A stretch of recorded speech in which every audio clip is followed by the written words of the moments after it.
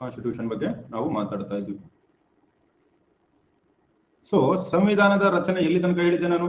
ಸ್ವತಂತ್ರ ಸಿಕ್ತು 1947 ಆಗಸ್ಟ್ 15ಕ್ಕೆ ನಮಗೆ ಸ್ವತಂತ್ರ ಸೊ ಸ್ವತಂತ್ರ ಸಿಕ್ಕ ಮೇಲೆ ಈಗ ನೋಡ್ರಿ, ಸಂವಿಧಾನ ಸಭೆ ರಚನೆ ಆದಾಗ ಭಾರತದ ಸದಸ್ಯರು ಇದ್ರು, ಪಾಕಿಸ್ತಾನದ ಸದಸ್ಯರು ಇದ್ರು. ಓಕೆ, ಭಾರತದ ಸದಸ್ಯರು ಇದ್ರು, ಪಾಕಿಸ್ತಾನದ ಸದಸ್ಯರು ಕೂಡ ಇದ್ರು. ಅದೇ ಸಂದರ್ಭದಲ್ಲಿ ಭಾರತದ ಸ್ವತಂತ್ರ ಕಾಯ್ದೆ ಕೂಡ ಜಾರಿಗೆ ಬಂತು. ಭಾರತ ಸ್ವತಂತ್ರ ಕಾಯ್ದೆ 1947 ಜಾರಿಗೆ ಬಂತು. ಗ್ರೇಟ್ ಇಂಡಿಯನ್ ಇಂಡಿಪೆಂಡೆನ್ಸ್ ಆಕ್ಟ್ ಅಂತ ಕರಿತೀವಿ.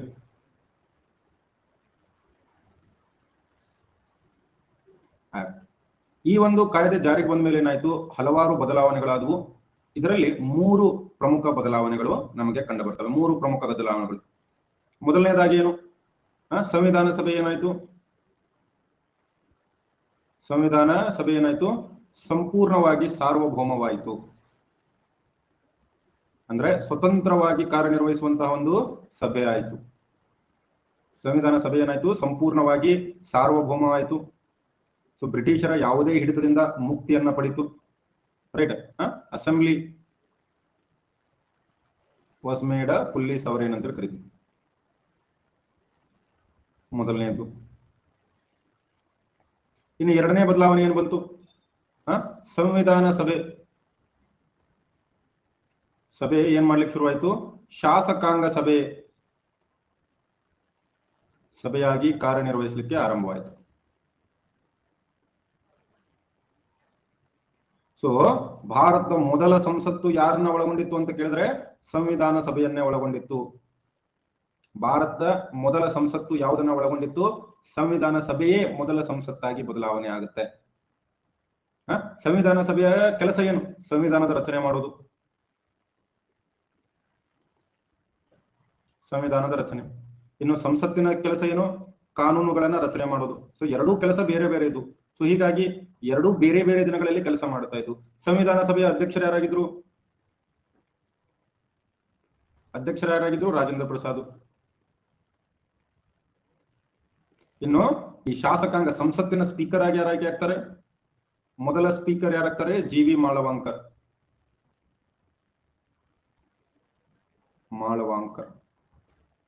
ರೈಟ್.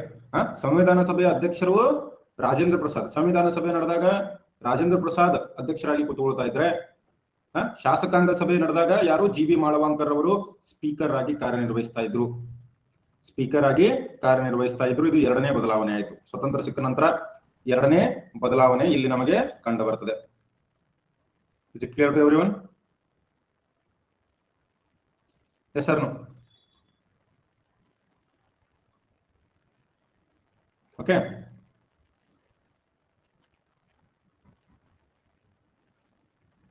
ಇನ್ನು ಮೂರನೇದಾಗಿ ಏನಾಯ್ತು? ಇನ್ನು ಎರಡು ಬರ್ಕೊಳ್ರಿ. ಮೊದಲು ನಾನು ಮೂರನೇದು ಹೇಳ್ತೀನಿ. ಮೂರನೇ ಬದಲಾವಣೆ ಇಲ್ಲೇ ಬರ್ಕೊಂಡ್ಬಿಟ್ರೆ ಅಂದ್ರೆ ಮೇಲೆ ಮೂರನೇ ಬದಲಾವಣೆ ಆಯ್ತು. ಸದಸ್ಯರ ಸಂಖ್ಯೆ. ಪಾಕಿಸ್ತಾನ ಬೇರೆ ಆಗಿದ್ರಿಂದ ಸದಸ್ಯರ ಸಂಖ್ಯೆ ಎಲ್ಲಿಂದ ಎಲ್ಲಿಗೆ? 389ರಿಂದ 299ಕ್ಕೆ ಇಳಿಕೆ ಆಯ್ತು. 389ರಿಂದ 299ಕ್ಕೆ ಇಳಿಕೆ ಆಯ್ತು. ಇದು ಸ್ವತಂತ್ರ ಸಿಕ್ಕ ಮೇಲೆ ಆದಂತಹ ಕೆಲವೊಂದಿಷ್ಟು ಬದಲಾವಣೆಗಳು. ಅದರಲ್ಲಿ ಬ್ರಿಟಿಷ್ ಪ್ರಾಂತ್ಯಗಳ 229 ಸದಸ್ಯರು ಹಾಗೂ ರಾಜರ ಸಂಸ್ಥಾನಗಳ 70 ಸದಸ್ಯರಿದ್ರು. ಅರ್ಥ ಆಯ್ತಾ? ಭಾರತ ಮೊದಲ ಸಂಸತ್ತು ಮತ್ತು ಸಂವಿಧಾನ ಸಭೆ ಎರಡೂ ಒಂದೇ. ಕ್ಲಿಯರ್ ಇದೆಯಾ?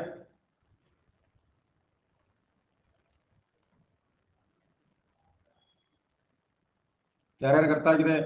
ಸ್ವತಂತ್ರ ಯಾರ್ಯಾರಿಗೆ ಅರ್ಥ ಆಗಿದೆ? ಆಗಸ್ಟ್ 15 ಅಂತ ಬರೀರಿ.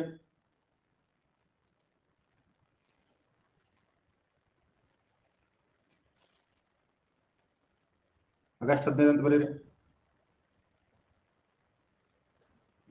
ಓಕೆ. ಇನ್ನು ಕೆಲವೊಂದಿಷ್ಟು ಪ್ರಶ್ನೆಗಳನ್ನ ಕೇಳ್ತಾರೆ. ಕೆಲವೊಂದಿಷ್ಟು ಇಂಪಾರ್ಟೆಂಟ್ ಆಗಿರ್ತಕ್ಕಂಥ ಪ್ರಶ್ನೆಗಳು ಡೇಟ್ ವೈಸ್. ಸ್ಪೀಕರ್ ಅಂದ್ರೆ ಈಗ ಲೋಕಸಭಾ ಸ್ಪೀಕರ್ ಇರಲ್ಲ, ಹಂಗ ಜಿ.ವಿ. ಮಾಳವಾಂಕರ್ ಅವರು ಮೊದಲನೇ ಸ್ಪೀಕರ್ ಆಗ್ತಾರೆ. ಇನ್ನು ಸಂವಿಧಾನ ಸಭೆ ರಾಷ್ಟ್ರಗಾನವನ್ನ ಯಾವಾಗ ಅಥವಾ ರಾಷ್ಟ್ರಗೀತೆಯನ್ನ ಅಳವಡಿಸಿಕೊಂಡಿದ್ದು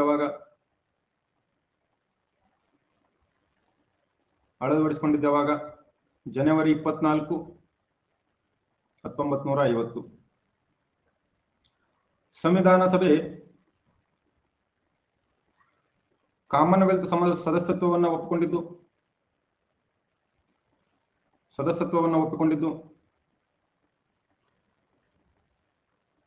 ಒಪ್ಪಿಕೊಂಡಿದ್ದು ಯಾವಾಗ? ಇದನ್ನ ಹೇಳ್ರಿ ನೋಡೋಣ. ಮೇ 1949. ರಾಜೇಂದ್ರ ಪ್ರಸಾದ್ ಅವರು ಮೊದಲ ರಾಷ್ಟ್ರಾಧ್ಯಕ್ಷರಾಗಿದ್ದು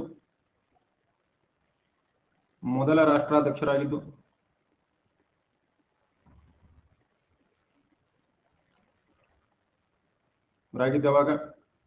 ಜನವರಿ 24, 1950.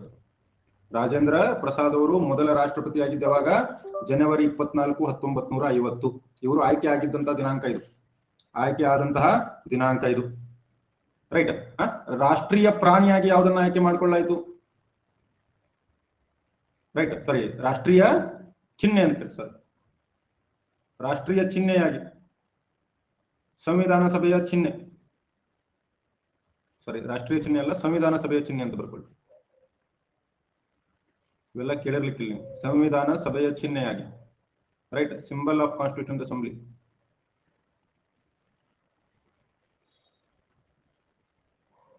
ಅಸೆಂಬ್ಲಿ ಯಾವುದು ಅಂತಂದ್ರೆ ಆನೆಯನ್ನ ಆಯ್ಕೆ ಮಾಡಿಕೊಂಡಿತ್ತು. ಇನ್ನು ಸಂವಿಧಾನ ಸಭೆಯ ಕಾರ್ಯದರ್ಶಿ, ಇವೆಲ್ಲ ಪ್ರಶ್ನೆ ಬಂದಿರತಕ್ಕಂಥದ್ದು. ಸಂವಿಧಾನ ಸಭೆಯ ಕಾರ್ಯದರ್ಶಿ ಆಗಿದ್ದವರು ಯಾರು? HVR ಅಯ್ಯಂಗಾರ್. ಕಾರ್ಯದರ್ಶಿ ಆಗಿದ್ದವರು ಯಾರು? HVR ಅಯ್ಯಂಗಾರ್. ಇನ್ನು ಸಂವಿಧಾನ ಸಭೆಯಲ್ಲಿ ಯಾರ ಅಕ್ಷರಗಳಿದ್ವು? ಸಂವಿಧಾನ ಸಭೆಯ ಅಥವಾ ಸಂವಿಧಾನದ ಅಕ್ಷರ ವಿನ್ಯಾಸಕಾರರು ಕ್ಯಾಲಿಗ್ರಫಿ ಅಂತ ಕರೀತೀವಿ. ಯಾರು? ಪ್ರೇಮ್ ಬಿಹಾರಿ ನಾರಾಯಣ್ ರೈಜಾದ.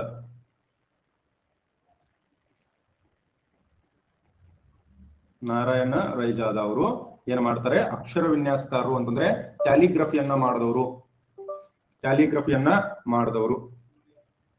ರೈಟ್. ಇನ್ನು ಸಂವಿಧಾನದ ಚಿತ್ರ ಬರೆದವರು ಯಾರು? ಶಾಂತಿ ನಿಕೇತನದ ಚಿತ್ರಕಾರರು. ಅದರಲ್ಲಿ ವಿಶೇಷವಾಗಿ ಇಬ್ರು ನೆನಪಲ್ಲಿ ಇಟ್ಕೋಬೇಕು. ಒಂದು ನಂದಲಾಲ್ ಬೋಸ್, ಇನ್ನೊಂದು ಯಾರು? ಬಿ ರಾಮ್ ಮನೋಹರ್ ಸಿನ್ಹಾ.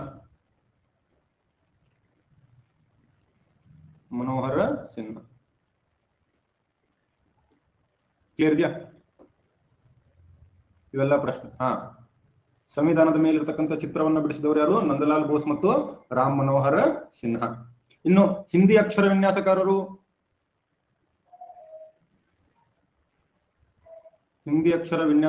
ಯಾರು?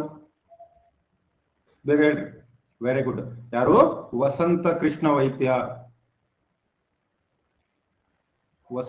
ಯಾಕಂದ್ರೆ ಎರಡೂ ಭಾಷೆಯಲ್ಲಿ ಬಂದಿತ್ತು, ಹಿಂದಿ ಮತ್ತು ಕನ್ನಡದಲ್ಲಿ. ರೈಟ್. ವಸಂತ ಕೃಷ್ಣ ವೈದ್ಯ. ಚಿತ್ರವನ್ನ ಬಿಡಿಸಿದವರು ನಂದಲಾಲ್ ಬೋಸ್. ಇವೇನು ಒಂಥರ ಜಿಕೆ ಪ್ರಶ್ನೆಗಳು, ಸ್ಟ್ಯಾಟಿಕ್ ಜಿಕೆ ಪ್ರಶ್ನೆಗಳು. ಸ್ಟ್ಯಾಟಿಕ್ ಜಿಕೆ ಪ್ರಶ್ನೆಗಳು ಅಂತ ಕರಿಬಹುದು. ಕನ್ನಡ ಅವಾಗ ರಚನೆ ಆಗಲಿಲ್ಲ. ಆಮೇಲೆ 1950 ಜನವರಿ 26ಕ್ಕೆ ಎರಡು ಹಿಂದಿ ಮತ್ತು ಇಂಗ್ಲಿಷ್ ನಲ್ಲಿ ಮಾತ್ರ ಬಿಡುಗಡೆ ಆಗಿದ್ದು. ಒರಿಜಿನಲ್ ಕಾನ್ಸ್ಟಿಟ್ಯೂಷನ್ ಹಿಂದಿ ಮತ್ತು ಇಂಗ್ಲಿಷ್ ನಲ್ಲಿ ಮಾತ್ರ ಬಿಡುಗಡೆ ಆಗಿದ್ದು. Okay, is it clear to everyone? ಬದಲಾವಣೆ ಆಗದ ಪ್ರಶ್ನೆ ಉತ್ತರ ಇವು. ಸ್ಟ್ಯಾಟಿಕ್ ಪ್ರಶ್ನೆಗಳು. ಎಷ್ಟು ಜನ ಕೇಳಿದ್ರಿ ಈ ಪ್ರಶ್ನೆಗಳನ್ನ? ಆದ್ರೆ ಇವೆಲ್ಲ ಪ್ರಶ್ನೆಗಳಾಗಿವೆ ನಮಗೆ. ರೈಟ್. ಇಂಗ್ಲಿಷ್ ಎಲ್ಲರಿಗೂ ತಿಳಿಯುವಂತ ಭಾಷೆ ಇದು. ಸಂವಿಧಾನ ಸಭೆ ಕಾಮನ್ವೆಲ್ತ್ ಅಂದ್ರೆ ಏನು? ಬ್ರಿಟಿಷರ ವಸಾಹತುಗಳ ಗುಂಪನ್ನ ನಾವೇನಂತ ಕರಿತೀವಿ? ಕಾಮನ್ವೆಲ್ತ್ ಅಂತ ಕರಿತೀವಿ. ಸಂವಿಧಾನ ಸಭೆ ಅಕ್ಷರ ವಿನ್ಯಾಸಕಾರರು ಪ್ರೇಮ್ ಬಿಹಾರ್ ನಾರಾಯಣ್ ರೈಜಾದ. ಸಂವಿಧಾನದ ಮೇಲಿನ ಮುಖಪುಟದ ಚಿತ್ರವನ್ನು ಬಿಡಿಸಿದವರು ನಂದಲಾಲ್ ಬೋಸ್, ರಾಮ್ ಮನೋಹರ್ ಸಿನ್ಹಾ. ಸಂವಿಧಾನ ಸಭೆಯ ಕಾರ್ಯದರ್ಶಿ HVR ಅಯ್ಯಂಗಾರ್. ಈ ರೀತಿ ಸರಿ. ಎಲ್ಲಿ ಪ್ರಶ್ನೆ ಆಗಿವೆ ಕ್ವಶನ್ ಪೇಪರ್ ಅಲ್ಲಿ?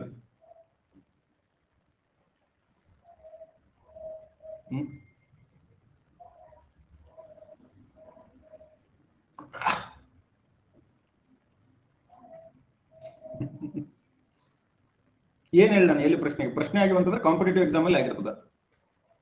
ಓಕೆ, ಇದು ಮುಗಿತಾ? ಯಾರ್ಯಾರಿಗೆ ಅರ್ಥ ಆಗಿದೆ ಎಲ್ಲರೂ ನಂದಲಾಲ್ ಬೋಸ್ ಅಂತ ಬರೀರಿ.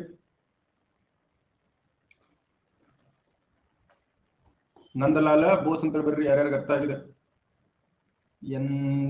ನಂದಲಾಲ ಬೋಸರು. ಓಕೆ, ಇನ್ನು ಸಂವಿಧಾನ ರಚನೆಗೋಸ್ಕರ ಅನೇಕ ಸಮಿತಿಗಳನ್ನ ರಚನೆ ಮಾಡಲಾಯಿತು. ರೈಟ್, ಸಂವಿಧಾನ ರಚನೆಯ ಸಮಿತಿಗಳು.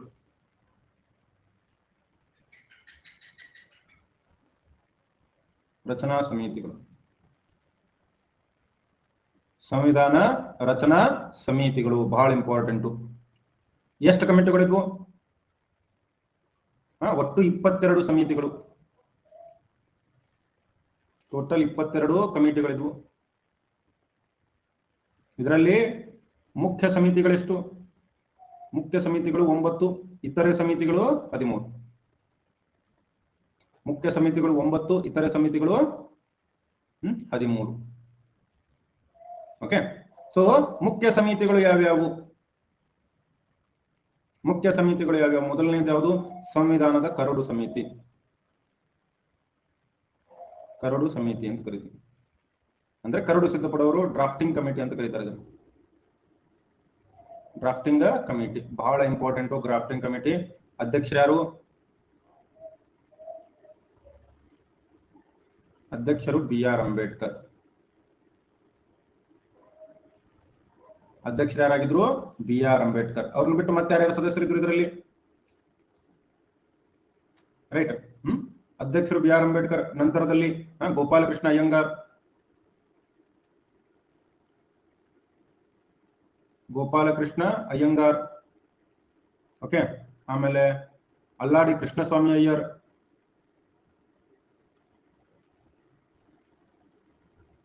Iyer. KM Munshi, Syed Mohammed Saadulla,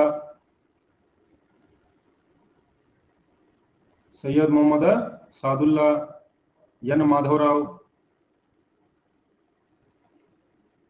TT Krishnamachari.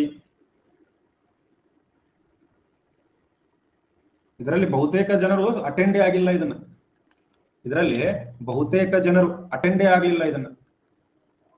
Clear ಇದೆಯಾ? ರೈಟ್. ಸಂವಿಧಾನದ ಮೊದಲನೇ ಕರಡು ಯಾವಾಗ ಪಬ್ಲಿಷ್ ಆಗಿತ್ತು ಅಂತಂದ್ರೆ ಫೆಬ್ರವರಿ 1948. ಮೊದಲನೇ ಕರಡು ಪಬ್ಲಿಷ್ ಆಗಿದ್ದು ಫೆಬ್ರವರಿ 1948ರಲ್ಲಿ. ಓಕೆ, ಇದು ಕೂಡ ಪ್ರಶ್ನೆ ಆಗಬಹುದು, ಸೊ ನೆನಪಲ್ಲಿ ಇಟ್ಕೊಳ್ರಿ. ಸಂವಿಧಾನದ ಕರಡು ಸಮಿತಿ ಇದೆಲ್ಲರಿಗೂ ಕ್ಲಿಯರ್ ಇದೆಯಾ? ಕರಡು ಸಮಿತಿ ಬಿಟ್ಟು ಸಾಕಷ್ಟು ಸಮಿತಿಗಳಿದ್ವು. ಯಾವ್ಯಾವ ಸಮಿತಿಗಳು? ರೈಟ್, ಯಾವ್ಯಾವ ಸಮಿತಿಗಳು? ಸ್ಪೀಡ್ ಹೊಂಟ್ರಿ, ಬರ್ಕೊಳ್ರಿ. ವೇಟ್ ಮಾಡ್ತೀನಿ, ಬರ್ಕೊಳ್ರಿ ನಿಧಾನ.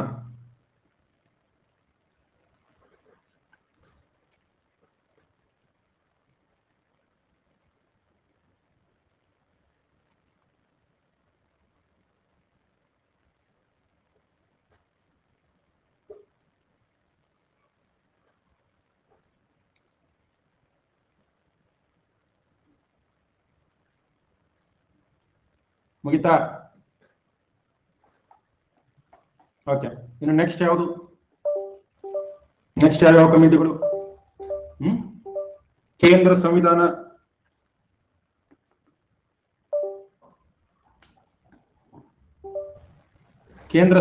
ಸಮಿತಿ,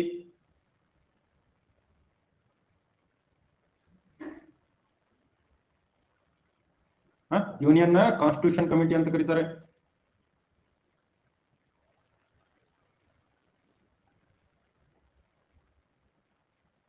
ಕೇಂದ್ರ ಅಧಿಕಾರಗಳ ಸಮಿತಿ,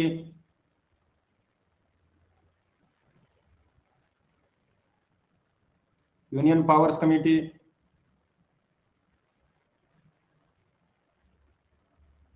ರಾಜ್ಯಗಳ ಸಮಿತಿ,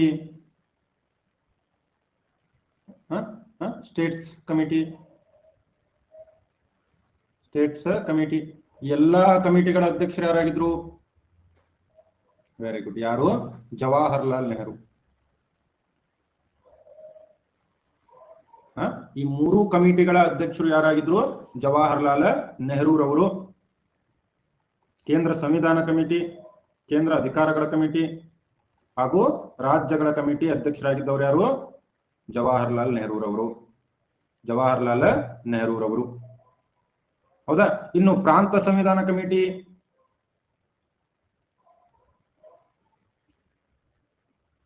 ಪ್ರಾಂತ ಸಂವಿಧಾನ ಕಮಿಟಿ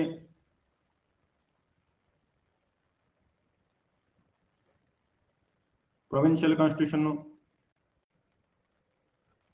ಕಾನ್ಸ್ಟಿಟ್ಯೂಷನ್ ಕಮಿಟಿ,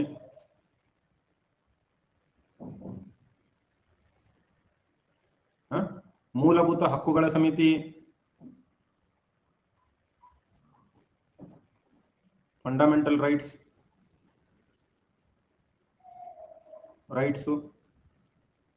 ಅಲ್ಪಸಂಖ್ಯಾತರು, ಆದಿವಾಸಿ ಮತ್ತು ಹೊರತುಪಡಿಸಿದ ಪ್ರದೇಶಗಳ ಸಲಹಾ ಸಮಿತಿ. ಯಾರ ಅಧ್ಯಕ್ಷ? ಸರ್ದಾರ್ ವಲ್ಲಭಭಾಯಿ ಪಟೇಲ್.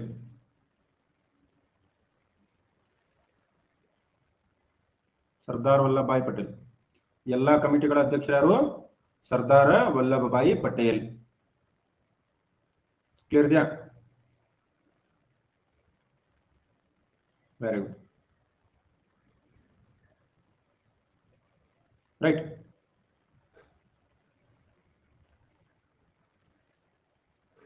ಬರ್ಕೊಳ್ಳಿ ಬೇಗ.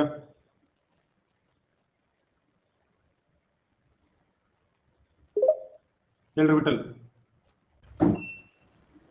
ಸರ್ ನಮಸ್ತೆ. ಹೇಳಿ ಸರ್. ಕೇಂದ್ರ ಸಂವಿಧಾನ ಸಮಿತಿ ಮತ್ತು ಪ್ರಾಂತ ಸಂವಿಧಾನ ಸಮಿತಿಗೆ ಏನು ವ್ಯತ್ಯಾಸ ಅಂತ ಸರ್? ಕೇಂದ್ರ ಸಂವಿಧಾನ ಅಂತಂದ್ರೆ ಸೆಂಟ್ರಲ್ ಗೌರ್ಮೆಂಟ್ ಅಂತ. ಸೆಂಟ್ರಲ್ ಗೌರ್ಮೆಂಟ್ ಯಾವ ರೀತಿ ಸಂವಿಧಾನದ ಲಕ್ಷಣಗಳಿರಬೇಕು ಅನ್ನೋದನ್ನ ಡಿಸೈಡ್ ಮಾಡೋದು. ಇಲ್ಲಿ ಪ್ರಾಂತ್ಯಗಳಿಗೆ ಒಂದು ಸಂವಿಧಾನ, ಕೇಂದ್ರಕ್ಕೆ ಒಂದು ಸಂವಿಧಾನ. ಸಂವಿಧಾನದಲ್ಲಿ ಪ್ರಾಂತಗಳಿಗೆ ಯಾವ ರೀತಿ ಅಧಿಕಾರಗಳಿರಬೇಕು, ಯಾವ ರೀತಿ ಅವರಿಗೆ ಲಕ್ಷಣಗಳಿರಬೇಕು ಅನ್ನೋದನ್ನ ಪ್ರಾಂತ ಸಂವಿಧಾನ ಸಮಿತಿಯವರು ಸಲಹೆ ಮಾಡ್ತಾ ಇದ್ರು. ಕೇಂದ್ರ ಸಂವಿಧಾನ, ಕೇಂದ್ರ ಸರ್ಕಾರ ಯಾವ ರೀತಿ ಇರಬೇಕು, ಅವರಿಗೆ ಯಾವ ರೀತಿ ಅಧಿಕಾರಗಳಿರಬೇಕು, ಅದು ಯೂನಿಯನ್ ಪವರ್ಸ್ ಕಮಿಟಿ.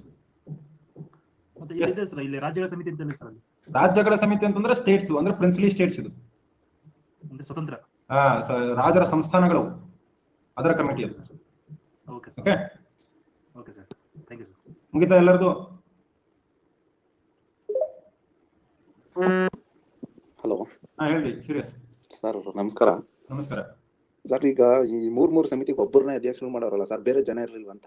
ಯಾರು ಅದ್ರಲ್ಲಿ ಎಕ್ಸ್ಪರ್ಟ್ ಇದಾರೆ ಅವ್ರನ್ನ ಮಾಡ್ಬೇಕಾಗತ್ತೆ. ಅಲ್ಲ ಸರ್, ಇದು ಸಂವಿಧಾನ ಸಭೆಗೆ ಇವ್ರ ಪ್ರಾಬಲ್ಯನೇ ಜಾಸ್ತಿ ಆಯ್ತು ಅನ್ಸಲ್ವಾ ಸರ್? ಇನ್ಫ್ಲೂಯೆನ್ಸ್ ಇವ್ರದೇ ಜಾಸ್ತಿ ಆಗಿದೆ ಅಂತ. ಇದೆ, ಇವ್ರದೇ ಇನ್ಫ್ಲೂಯೆನ್ಸ್ ಜಾಸ್ತಿ ಇದೆ. ಅಂದ್ರೆ ಸರ್, ಇದು ಸ್ಟೇಟ್ ಅಲ್ಲ, ಇದು ಏನಪ್ಪಾ ಅಂದ್ರೆ ಕಾನ್ಸ್ಟಿಟ್ಯೂಷನ್ಗೆ ಕಾಂಗ್ರೆಸ್ ಅಲ್ಲಿರೋ ಜನಗಳದ್ದು ಇನ್ಫ್ಲೂಯೆನ್ಸ್ ಆಗಿದೆ ಅಂತ ಆಯ್ತು. ಕಾಂಗ್ರೆಸ್ ಸ್ವತಂತ್ರ ಹೋರಾಟದಲ್ಲಿ ಪ್ರಮುಖ ಪಾತ್ರ ವಹಿಸಿದ್ದು. ಅತಿ ಹೆಚ್ಚು ಜೈಲು ಶಿಕ್ಷಣ ಅನುಭವಿಸಿದವರು ಕಾಂಗ್ರೆಸ್ನವರು. ಸ್ವತಂತ್ರ ಹೋರಾಟದ ಇತಿಹಾಸದಲ್ಲಿ ಅತಿ ಹೆಚ್ಚು ಜೈಲು ಶಿಕ್ಷೆ ಅನುಭವಿಸಿದವರಲ್ಲಿ ಜವಾಹರ್ಲಾಲ್ ನೆಹರು ಒಬ್ರು. ಅಲ್ಲ, ಈಗ ಮೇಲ್ನೋಟಕ್ಕೆ ಸಂವಿಧಾನ ಸಾರ್ವತ್ರಿಕವಾಗಿ ಅಲ್ಲ, ಏನಪ್ಪಾ ಅಂದ್ರೆ ತಡೀರಿ ಸರ್, ಅದನ್ನ ಹೇಳ್ತೀನಿ ನಾನು. ಟೀಕೆಗಳು ಏನೇನಿದೆ ಅನ್ನೋದನ್ನ ಹೇಳ್ತೀನಿ ಆಮೇಲೆ ಕೊನೆಯಲ್ಲಿ. ಸರಿ ಸರ್. ಆಯ್ತಾಯ್ತು ಸರ್. ಓಕೆ. ಇನ್ನು ನೋಡ್ರಿ, ರಾಜೇಂದ್ರ ಪ್ರಸಾದ್ ಅವರು ರೂಲ್ಸ್ ಆಫ್ ಪ್ರೊಸೀಜರ್ ಸಮಿತಿ.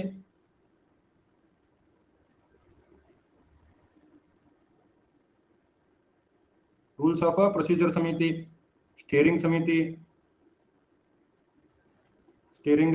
ಸಮಿತಿ, ಆಮೇಲೆ ಹಣಕಾಸು ಮತ್ತು ಸಿಬ್ಬಂದಿ ಸಮಿತಿ,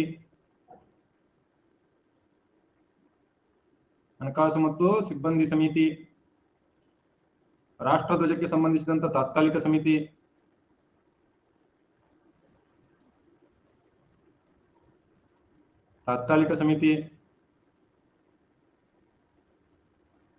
ರಾಜ್ಯಗಳೊಂದಿಗೆ ಸಂಧಾನ ಸಮಿತಿ,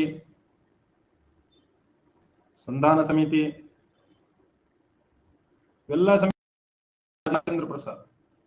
ಬಾಬು ರಾಜೇಂದ್ರ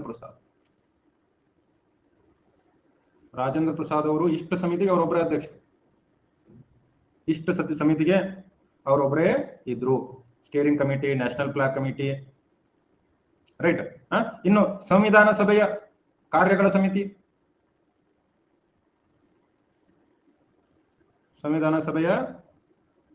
ಸಮಿತಿ, ಅಥವಾ ಕಾರ್ಯಗಳ ಮೇಲ್ವಿಚಾರಣಾ ಸಮಿತಿ. ಯಾರು? G V Malavankar G V. Malavankar ಇವರು ಬಹಳ ಇಂಪಾರ್ಟೆಂಟ್. ಓಕೆ, ಅಲ್ಪಸಂಖ್ಯಾತರ ಉಪಸಮಿತಿ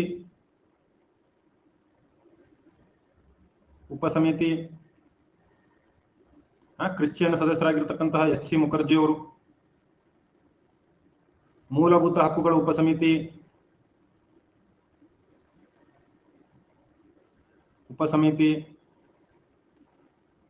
ಯಾರು? ಜೆ.ಬಿ. ಕೃಪಲಾನಿ ಅವರು. ಸಂವಿಧಾನ ಕರಡು ಮೇಲ್ವಿಚಾರಣೆ ಸಮಿತಿ, ಮೇಲ್ವಿಚಾರಣೆ ಅಲ್ಲಾಡಿ ಕೃಷ್ಣಸ್ವಾಮಿ ಅಯ್ಯರು. ಅಲ್ಲಾಡಿ ಕೃಷ್ಣಸ್ವಾಮಿ ಅಯ್ಯರ್, ರೈಟ್. ಇವೆಲ್ಲ ಬಹಳ ಇಂಪಾರ್ಟೆಂಟ್ ನೋಡ್ರಿ. Order of business committee KM. Munshi.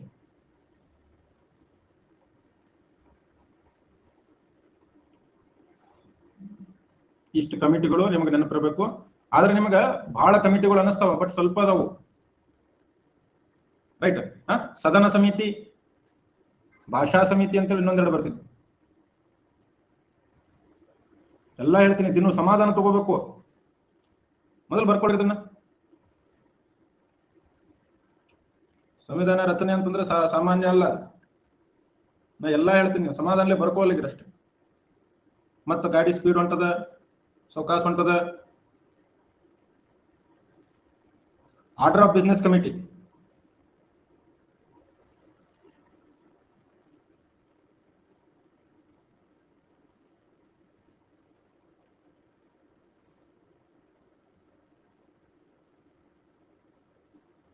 ನಿಮ್ಗೆ ಏನಾದ್ರೂ ನಿಮ್ಗೆ ಗೊತ್ತಿರೋದನ್ನ ಬಿಟ್ಟು ಹೋಗ್ತೀನಿ ಅಂತ ಅನ್ನಿಸ್ತದ ಕೋರ್ಸಲ್ಲಿ? ಇಲ್ಲ ತಾನೆ, ಎಲ್ಲ ಹೇಳ್ತೀನಿ. ಸ್ವಲ್ಪ ನಿಧಾನಕ್ಕೆ ಬರ್ಕೊಂಡು ಹೋಗ್ರಿ ಮುಂದೆ.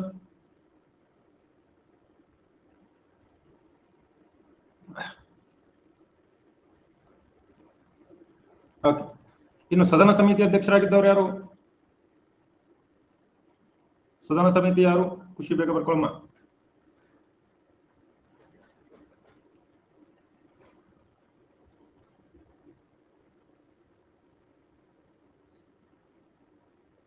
ಮುಗಿತಾ? ಯಾರ್ಯಾರ್ದು ಮುಗಿದಿದೆ? ಎಲ್ಲರೂ ಕೂಡ ಏನಂತ ಬರೀತೀರಿ? ಎಚ್.ಸಿ. ಮುಖರ್ಜಿ ಅಂತ ಬರೀರಿ.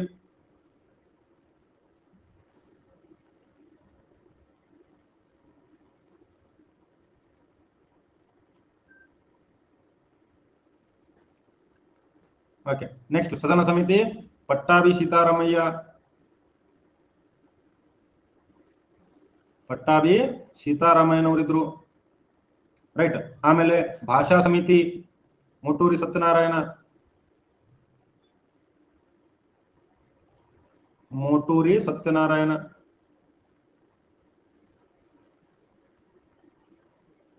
ಇಷ್ಟು ಸಮಿತಿಗಳಿದ್ವು. ಟೋಟಲ್ ಆಗಿ ಇಷ್ಟು ಸಮಿತಿಗಳಿದ್ವು, ನೆನಪಲ್ಲಿಟ್ಟುಕೊಳ್ರಿ. ಟೋಟಲ್ ಆಗಿ ಇವರೆಲ್ಲ ಅಧ್ಯಕ್ಷರು. ಎಸ್, ಆಯಾ ಸಮಿತಿಗಳ ಅಧ್ಯಕ್ಷರು. ಮತ್ತು ಕೆಲವೊಂದಿಷ್ಟು ಆಡ್ಹಾಕ್ ಸಮಿತಿಗಳಿದ್ವು. ಉದಾಹರಣೆಗೆ ಈ ನಾಗರಿಕತೆ ಸಿಟಿಜನ್ಶಿಪ್ ಏನಂತಾರೆ ಕನ್ನಡದೊಳಗೆ? ಉಪಸಮಿತಿಗಳಿದ್ವು, ಆಡ್ಹಾಕ್ ಅಂತ ಹೇಳಿ ಕರಿತೀವಿ. ಪೌರತ್ವದ ಆಡ್ಹಾಕ್ ಸಮಿತಿ ಎಸ್ ವರದಾಚಾರಿ, ರೈಟ್. ಭಾಷಾವಾರು ಪ್ರಾಂತದ ಸಮಿತಿ ಯಾವುದು? ಎಸ್.ಕೆ. ಧಾರ್, ರೈಟ್. ಎಸ್.ಕೆ. ಧಾರು. ಸೊ ಈ ರೀತಿ ಮತ್ತು ಚಿಕ್ಕ ಪ್ರಾಂತಗಳು, ಚಿಕ್ಕ ಕಮಿಟಿಗಳು, ಆಡ್ಹಾಕ್ ಸಮಿತಿಗಳು ಅಂತ ಹೇಳಿ. ಆಡ್ಹಾಕ್ ಸಮಿತಿಗಳು ಅಂತಿದ್ವು, ಅವು ಕೂಡ ಇಂಪಾರ್ಟೆಂಟ್ ಸಮಿತಿಗಳೇ, ರೈಟ್. ಪ್ರೆಸ್ ಗ್ಯಾಲರಿ ಸಮಿತಿ ಅನ್ನುತ್ತಿತ್ತು. ಉಷಾನಾಥ್ ಸೇನ್ ಅವರು ಏಕೈಕ ಮಹಿಳಾ ಅಧ್ಯಕ್ಷರು. ಪ್ರೆಸ್ ಗ್ಯಾಲರಿ ಸಮಿತಿ ಯಾರು? ಉಷಾನಾಥ್ ಸೇನ್.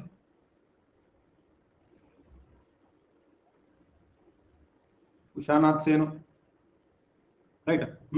ಫೈನಾನ್ಷಿಯಲ್ ಕಮಿಟಿಗೆ ಒಬ್ಬರಿದ್ರು, ನಳಿನಿ ರಂಜನ್ ಗುಪ್ತಾ ಅಂತ ಇಬ್ಬರಿದ್ರು ಆಕ್ಚುಲಿ. ಸೊ ಇವೆಲ್ಲ ಆಡ್ಹಾಕ್ ಸಮಿತಿ ಯೂಶುವಲಿ ಕೇಳೋದಿಲ್ಲ. ಇನ್ನೂ ಸಾಕಷ್ಟು ಆಡ್ಹಾಕ್ ಕಮಿಟಿಗಳಿದ್ವು, ಅದ್ರ ಬಗ್ಗೆ ಅಂತ ತಿಳಿಸ್ಕೋಬೇಡಿ. ಇಬ್ಬರು ಮಹಿಳಾ ಅಧ್ಯಕ್ಷರಿದ್ರು ಆಡ್ಹಾಕ್ ಕಮಿಟಿ. ಒಂದು ಪ್ರೆಸ್ ಗ್ಯಾಲರಿ ಸಮಿತಿಗೆ Ushanath Sen, financial committee for Indian constitution Nalini Ranjan Gupta, right. Nalini Ranjan Gupta, S.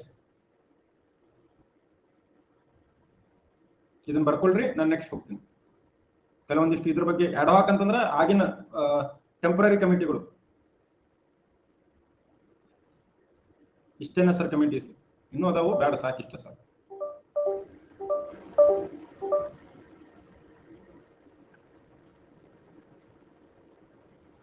ಮುಗಿತಾ? ಹೇಳ್ರಿ ದಿನು. ನಮಸ್ತೆ ಹಾ ಹೇಳ್ರಿ. ಸರ್. ಇದು ಪ್ರೆಸ್ ಗ್ಯಾಲರಿ ಸಮಿತಿ ಉಷಾನಾಥ್ ಸೇನ್ ಇವರು ಒಬ್ಬರ ಸರ್ ಏಕೈಕ ಮಹಿಳಾ ಸಮಿತಿ ಅಧ್ಯಕ್ಷರು? ಇಲ್ಲ ನಳಿನಿ ರಂಜನ್ ಸರ್ಕಾರ ಅವರು, ಸಾರಿ, ನಳಿನಿ ರಂಜನ್ ಸರ್ಕಾರ ಅವರು financial provisions for constitution, union constitution ಅಂತಿದ್ದು, ಇವರೆಲ್ಲ ಮೆಂಬರ್ಸ್ ಇರಲಿಲ್ಲ. ಆಕ್ಚುಲಿ ಇದು ಕೂಡ ಕೇಳ್ತಾರೆ ನೋಡ್ರಿ, ಸಂವಿಧಾನ ಸಭೆಯ ಮಹಿಳಾ ಸದಸ್ಯರ ಸಂಖ್ಯೆ ಎಷ್ಟು? ಸಂಖ್ಯೆ ಎಷ್ಟು? 15 ಮಂದಿ ಮಹಿಳಾ ಸದಸ್ಯರಿದ್ರು. ಅದರಲ್ಲಿ ಉಷಾನಾಥ್ ಸೇನ್ ಇರಲಿಲ್ಲ, ನಳಿನಿ ರಂಜನ್ ಸರ್ಕಾರ ಕೂಡ ಇರಲಿಲ್ಲ. ಸರ್ ಇವಾಗ ಬ್ಯಾಕ್ ಸೈಡ್ ಅಲ್ಲಿ ಇವರು ಎಸ್ ಕೆ ದಾರ ಸಮಿತಿ ಇರ್ತಾರೆ ಸರ್, ಭಾಷಾ ಅವರ ಬಗ್ಗೆ. ಆ ಭಾಷಾ ಅವರು ಆವಾಗಲೇ ಅವ್ರು ಏನಾದ್ರು ಶಿಫಾರಸು ಮಾಡಿದ್ರೆ ಅವಾಗಲೇ ಭಾಷಾ ಅವರು ರಾಜ್ಯಗಳ ವಿಂಗಡಣೆ ಮಾಡ್ಬಿಡ್ತಾರೆ ಸರ್. ಏನು ಅಪೋಸಿಟ್ ಮಾಡ್ಲಿಲ್ಲ ಅವರು. ಅಲ್ಲ, ಅವಾಗ ಅವ್ರು ಏನು ಶಿಫಾರಸು ಮಾಡಿಲ್ಲ ಅಂತ ಸರ್? ಏನೂ ಮಾಡಿಲ್ಲ ಅಂದ್ರೆ ಭಾಷಾ ಅವರು ಅಂತ ಬೇಡ ಅಂತಾನೆ ಹೇಳಿದ್ರು ಎಸ್ ಕೆ ದಾರ್. ಅಂದ್ರೆ ಓಕೆ, ಅದು ಭಜನಲ್ಲಿ ಎಲ್ಲ okay sir. Okay, thank you sir. ಇನ್ನು ಕೆಲವೊಂದಿಷ್ಟು ಇದು ಕೇಳ್ತಾರೆ, ಒನ್ ಲೈನರ್ ಪ್ರಶ್ನೆಗಳನ್ನ. ಸಂವಿಧಾನಕ್ಕೆ ತಗುಲಿದ ಸಮಯ, ಸಂವಿಧಾನ ಸಭೆ ಎಷ್ಟು ಅವಧಿ ತೆಗೆದುಕೊಂಡಿತು ಅಂತ ಹೇಳಿ. ಎಷ್ಟು ಅವಧಿ ಅಂತ ಕೇಳಿದ್ರೆ 2 ವರ್ಷ 11 ತಿಂಗಳು ಮತ್ತು 18 ದಿನ. ಸಂವಿಧಾನಕ್ಕೆ ತಗುಲಿದ ಒಟ್ಟು ಅವಧಿ ಎಷ್ಟು ಅಂತಂದ್ರೆ 2 ವರ್ಷ 11 ತಿಂಗಳು 18 ದಿನ. ಕರಡು ಸಂವಿಧಾನ ಪರಿಶೀಲಿಸಲು ತೆಗೆದುಕೊಂಡ ಅವಧಿ, ಪರಿಶೀಲನಾ ಅವಧಿ ಎಷ್ಟು ಅಂತಂದ್ರೆ 114 ದಿನಗಳು. 114 ದಿನಗಳು. 114 ದಿನಗಳು. ಇದು ಕೂಡ ನಿಮಗೆ ಪ್ರಶ್ನೆ ಆಗಬಹುದು. ಪ್ರಶ್ನೆ ಆಗಬಹುದು. ಕ್ಲಿಯರ್? ಎಷ್ಟು ಶಬ್ದಗಳನ್ನ ಅಂಬೇಡ್ಕರ್ ಅವರು ಓದಿದ್ರು?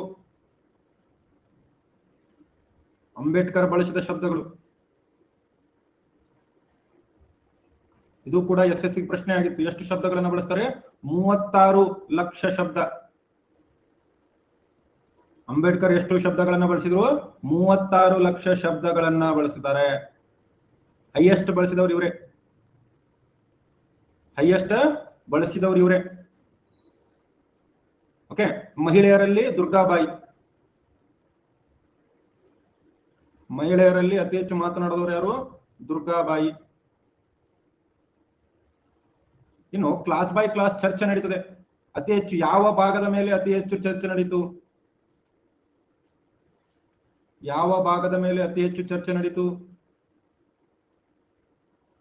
ಚರ್ಚೆ ಅಂತಂದ್ರೆ ಭಾಗ 3 ಮೂಲಭೂತ ಹಕ್ಕುಗಳ ಮೇಲೆ ಅತಿ ಹೆಚ್ಚು ಚರ್ಚೆ ನಡೆದಿದ್ದು ಸುಮಾರು 16 ದಿನ. DPSP ಮೇಲೆ ಭಾಗ 4ರ ಮೇಲೆ ನಡೆದಂತ ಒಟ್ಟು ಡಿಸ್ಕಷನ್ ಅವಧಿ ಕೇವಲ 6 ದಿನ. ಏನ್ ಸರ್ ಇದು? ಒಟ್ಟು ಖರ್ಚು ಎಷ್ಟು ಹೇಳ್ರಿ ನೋಡೋಣ. ಒಟ್ಟು ಖರ್ಚು ಎಷ್ಟು?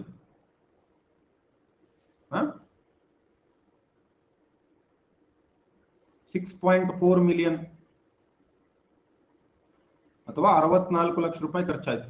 ಇಷ್ಟು ದಿವಸ ಸಭೆ ನಡೆಸಿ ಅವ್ರು ಪಗಾರ ಕೊಟ್ಟು ಅದನ್ನ ಮಾಡಿ ಒಟ್ಟು 64 ಲಕ್ಷ ನಮಗೆ ಖರ್ಚಾಯ್ತು ಅಷ್ಟೇ. ಬಾಳೇನಾಗಿಲ್ಲ, ಬರೀ 64 ಲಕ್ಷ ಖರ್ಚಾಯ್ತು. ಇವಾಗ ನರೇಂದ್ರ ಮೋದಿ ಅವರು ಒಂದು ದಿವಸ ಟ್ರಿಪ್ ಮಾಡಿದ್ರೆ 64 ಲಕ್ಷ, ಯಾಕ 6 ಕೋಟಿನೇ ಖರ್ಚು ಮಾಡ್ತಾರೆ. ಚಾ ಪಾನಿ ಖರ್ಚು ಇಷ್ಟೆಲ್ಲ ಯಾರು ಕೊಟ್ರು? ತೆರಿಗೆ ಏನಾಯ್ತಲ್ಲ.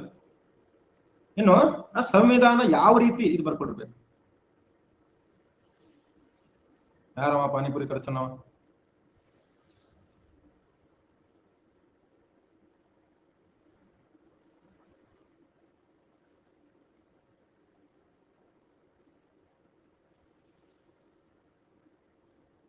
ಒಟ್ಟು ಸಂವಿಧಾನ ಸಭೆ ಸೇರಿದ ದಿನಗಳು ಅಂತ ಕೇಳಿದ್ರೆ 165 ದಿನ. ಸಂವಿಧಾನ ಸಭೆ ಎಷ್ಟು ದಿನಗಳ ಚರ್ಚೆ ನಡೀತು ಅಂದ್ರೆ ಟೋಟಲ್ ಆಗಿ 165 ದಿನಗಳು. ನೋಡಿ, ಟೋಟಲ್ 165 ದಿನಗಳು. ಎಲ್ಲಾ ಪಾಯಿಂಟ್ಸ್ ಯಾವ ಬುಕ್ಕಿಂದ ಸರ್? ಸೀದಾ ಅಂಬೇಡ್ಕರ್ ಅವ್ರ ಜೊತೆ ಮಾತಾಡಿ ಹೇಳಕತ್ತೀನಿ. ಲೈನ್ ನಲ್ಲಿ ಇದ್ದಾರೆ ಅಂಬೇಡ್ಕರ್ ಅವರೇ, ನಮಸ್ತೆ. ನಮ್ಮ ವಿದ್ಯಾರ್ಥಿಗಳಿಗೆ ಮತ್ತೇನಾದ್ರು ವಿಷಯಗಳನ್ನ ಹೇಳಬೇಕು? ಡೈರೆಕ್ಟ್ ಲೈನ್ ಮೇಲೆ ಇದಾರೆ. ನಮಸ್ತೆ ಸರ್. ಎಲ್ರಿ ವಿಠಲ್ ಸರ್, ಅದು 141 ಡೇಸ್ ಮಾತಾಡ್ರಿ. ಅದು 114 ದಿನಗಳು ಅಥವಾ 141 ದಿನ? ಇದು ಕರಡು ಸಂವಿಧಾನ ಪರಿಶೀಲನಾ ಅವಧಿ ಅಂದ್ರೆ ಸಂವಿಧಾನವನ್ನು Yes, sir. ಪರಿಶೀಲನೆ ಮಾಡಿದ್ದು 114 ದಿನಗಳು, ಕ್ಲಾಸ್ ಬೈ ಕ್ಲಾಸ್ ಮಾಡಿದ್ದು. ಒಟ್ಟು ಅವಧಿ ಅಂದ್ರೆ 165 ದಿನಗಳು. ಬಟ್ ಇದರಲ್ಲಿ ತಪ್ಪು ಕೊಟ್ಟಾರೆ ಸರ್. ಹಾ ಲಕ್ಷ್ಮೀಕಾಂತ್ ಅಲ್ಲಿ 141 ಕೊಟ್ಟಾರೆ ಸರ್ ಅದಕ್ಕೆ. 141 ಕೊಟ್ಟಾರ. ಯಾ ಸರ್. ನೋಡ್ತೀನಿ ತಗೊಳ್ಳಿ. Okay sir. Okay okay sir. Okay sir. Okay. So ಸಂವಿಧಾನದ ಹಂತಗಳು, ಸಂವಿಧಾನದ ರಚನೆಯ ಹಂತಗಳು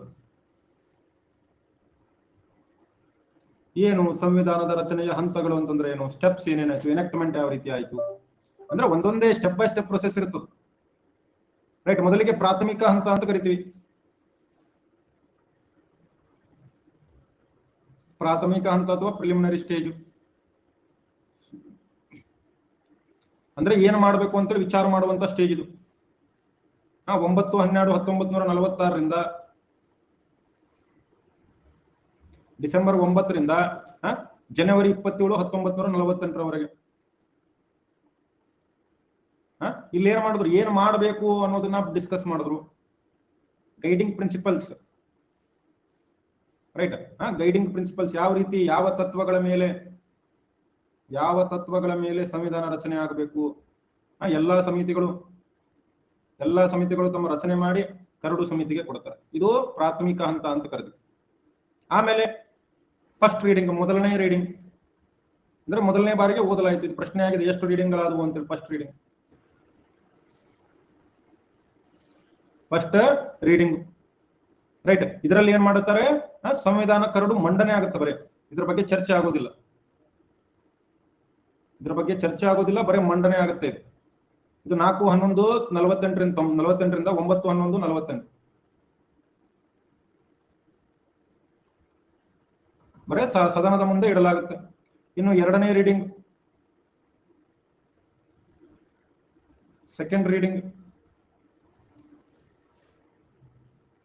ಸೆಕೆಂಡ್ ರೀಡಿಂಗು ಎಲ್ಲಿಂದ ಎಲ್ಲಿವರೆಗೂ? 15/11/48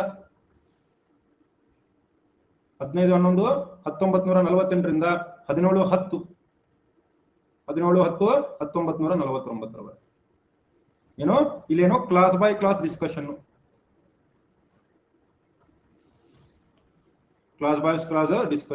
ಅಂತಂದ್ರೆ ಪ್ರತಿಯೊಂದು ವಿಧಿಯ ಚರ್ಚೆ ಮಾಡ್ತಾರೆ. ಈ ವಿಧಿ ಹಿಂಗೆ ಹಾಕಿದೆ, ಈ ವಿಧಿ ಹಿಂಗೆ ಹಾಕಿದೆ ಅಂತ. ಇನ್ನು ಥರ್ಡ್ ಏನದು? ಥರ್ಡ್ ರೀಡಿಂಗ್ ಅಂತ ಕರಿತೀವಿ.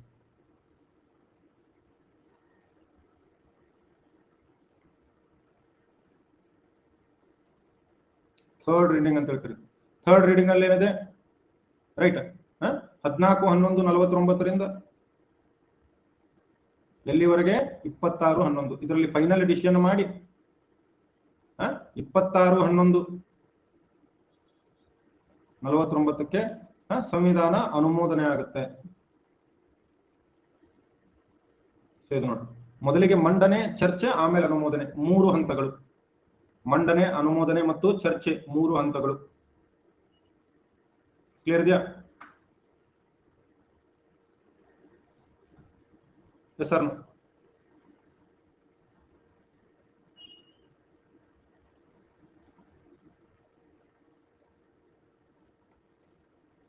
ರೀಡಿಂಗ್ ಅಂದ್ರೆ ಮೊದಲನೇ ರೀಡಿಂಗ್ ಅಲ್ಲಿ ಬರೇ ಇಡ್ತಾರೆ, ಅದನ್ನ ಅದ್ರ ಬಗ್ಗೆ ಚರ್ಚೆ ಮಾಡೋದಿಲ್ಲ. ಎರಡನೇದ್ರಲ್ಲಿ ಚರ್ಚೆ ಮಾಡೋದು, ಮೂರನೇದ್ರಲ್ಲಿ ಅದನ್ನ ತಿದ್ದುಪಡಿ ಮೂಲಕ ಅಕ್ಸೆಪ್ಟ್ ಮಾಡ್ಕೊಳ್ಳೋದು. ಪಠನ ಅಥವಾ ರೀಡಿಂಗ್ ಎರಡು ಒಂದೇ. ಸರ್, ಇದು ಯಾವ ಭಾಷಾ ಕಡಲೆ ನಡೆಯಿತು ಸರ್? ಹಿಂದಿ ಇಂಗ್ಲಿಷ್ ಎರಡರಲ್ಲೂ ನಡೆದಿತ್ತು. ಎಷ್ಟು ರೀಡಿಂಗ್ ನಡೆದವು? ಎಷ್ಟನೇ ರೀಡಿಂಗ್ ನಲ್ಲಿ ಚರ್ಚೆ ಆಯ್ತು?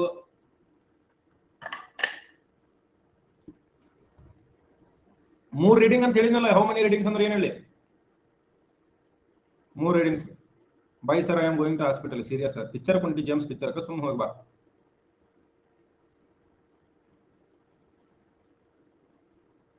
ರೀಡ್ ಮಾಡೋದು ಅಂದ್ರೆ ರೀಡಿಂಗ್ ಅಲ್ಲೂ ಚರ್ಚೆ ಆಗ್ತದ. ಅದು ಏನದಿರಪ್ಪ ನೀವು? ರೀಡಿಂಗ್ ಅಂದ್ರೆ ಓದುದಲ್ಲದು, ಚರ್ಚೆ ಮಾಡ್ತಾರ ಅದ್ರ ಬಗ್ಗೆ.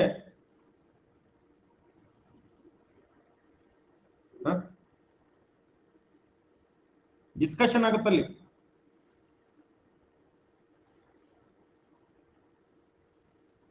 ಮಲ್ಲು ಬ್ರಾದರ್ ಸ್ವಲ್ಪ ಬಿಚ್ಚಿ ಹೇಳಂತ, ಇನ್ನೇನು ಅಂಗಿ ಬಿಚ್ಚಿ ಹೇಳೋದಕ್ಕೈತ್ ನೋಡು ಮಲ್ಲನ. ನಾ ಹೇಳಾಕತ್ತಿದ್ದ ಬಿಚ್ಚಿ ಮೊದಲ, ಇದಕ್ಕಿಂತ ಬಿಚ್ಚಿ ಯಾರು ಹೇಳ್ತಾರೆ ಹೇಳ ನನಗೆ? ಇದಕ್ಕಿಂತ ಬಿಚ್ಚಿ ಯಾರು ಹೇಳ್ತಾರೆ?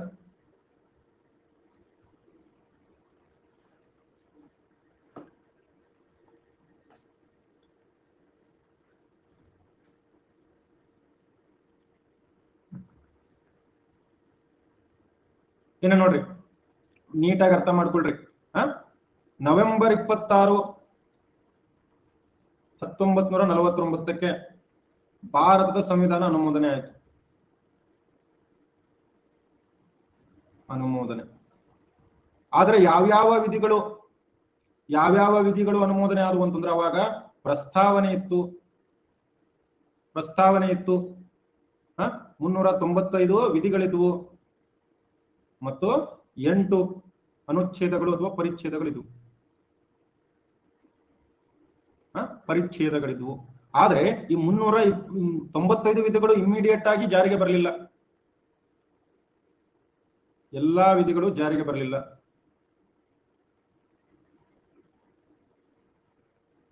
ರೈಟ್. ಯಾವ್ಯಾವ ವಿಧಿಗಳು ಜಾರಿಗೆ ಬಂದವು? ಜಾರಿಗೆ ಬಂದ ವಿಧಿಗಳು ವಿಧಿ 5, 6, 7, 8, 9 ಅಂತಂದ್ರೆ ನೀವು ಪೌರತ್ವಕ್ಕೆ ಸಂಬಂಧಪಟ್ಟಂತಹ ವಿಧಿಗಳು. ಆಮೇಲೆ ವಿಧಿ 324 ಚುನಾವಣಾ ಆಯೋಗದ ಸಂಬಂಧಪಟ್ಟದ್ದು ಆಯೋಗ. ಆಮೇಲೆ ಕೆಲವೊಂದಿಷ್ಟು ವಿಧಿಗಳು 366, 367, 379, 380, 388, 391, 393 ಇಷ್ಟು ವಿಧಿಗಳು ಜಾರಿಗೆ ಬಂದಿದ್ದು ಯಾವಾಗ? 1949 ನವೆಂಬರ್. ಇದು ಪ್ರಶ್ನೆ ಆಗಿದೆ. ಈ ಕೆಳಗಿನ ಯಾವ ವಿಧಿಗಳು ಅಥವಾ ಯಾವ ಭಾಗ ಅಸ್ತಿತ್ವಕ್ಕೆ ಬಂತು 1949 ಅಂತಂದ್ರೆ ಈ ಎಲ್ಲ ವಿಧಿಗಳು. ಉಳಿದಿದ್ದೆಲ್ಲ ಯಾವಾಗ ಬಂತು? ಉಳಿದ ಸಂವಿಧಾನದ ಭಾಗ 1950 ಜನವರಿ 26 ಅಸ್ತಿತ್ವಕ್ಕೆ ಬರುತ್ತೆ. ಉಳಿದ ಭಾಗ 1926 ಅಸ್ತಿತ್ವಕ್ಕೆ ಬರ್ತದೆ. ಯಾಕೆ ಜನವರಿ 26 ಅಂತಂದ್ರೆ ಜನವರಿ 26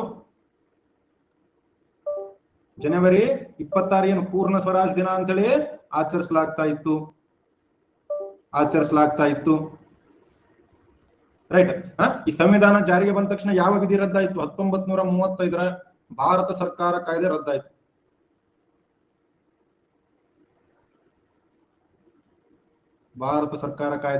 ರದ್ದಾಯಿತು.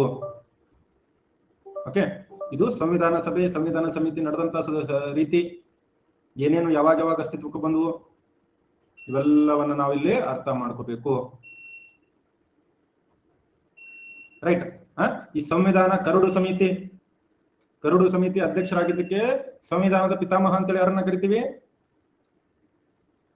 ಸಂವಿಧಾನದ ಪಿತಾಮಹ BR ಅಂಬೇಡ್ಕರ್. ಆಧುನಿಕ ಭಾರತದ ಮನು ಅಂತೇಳಿ ಯಾರನ್ನ ಕರಿತೀವಿ? ಆಧುನಿಕ ಭಾರತದ ಮನು BR ಅಂಬೇಡ್ಕರ್. ಸಂವಿಧಾನದ ಶಿಲ್ಪಿ ಅಂತೇಳಿ ಯಾರನ್ನ ಕರಿತೀವಿ? ಸಂವಿಧಾನದ ಶಿಲ್ಪಿ ಯಾರನ್ನ ಕರಿತೀವಿ? BR ಅಂಬೇಡ್ಕರ್. ಎಲ್ಲ ಅಂಬೇಡ್ಕರ್ ನೋಡ್ರಿ, ಎಲ್ಲ ಅಂಬೇಡ್ಕರ್ ಅವರನ್ನೇ ಕರಿತೀವಿ. ಎಸ್, ಬರ್ಕೊಳ್ಳಿ, ಬೇಗ ಬರ್ಕೊಳ್ರಿ ಇದನ್ನ.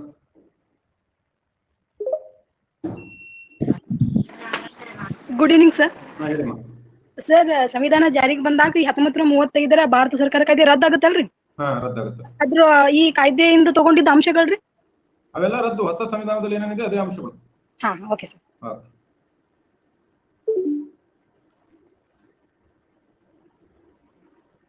ಓಕೆ, ಮುಗಿತಾ? ಸಂವಿಧಾನ ರಚನಾ ಸಭೆಯ ಬಗ್ಗೆ ಸಂಪೂರ್ಣವಾದ ಮಾಹಿತಿ ಸಿಗ್ತಾ?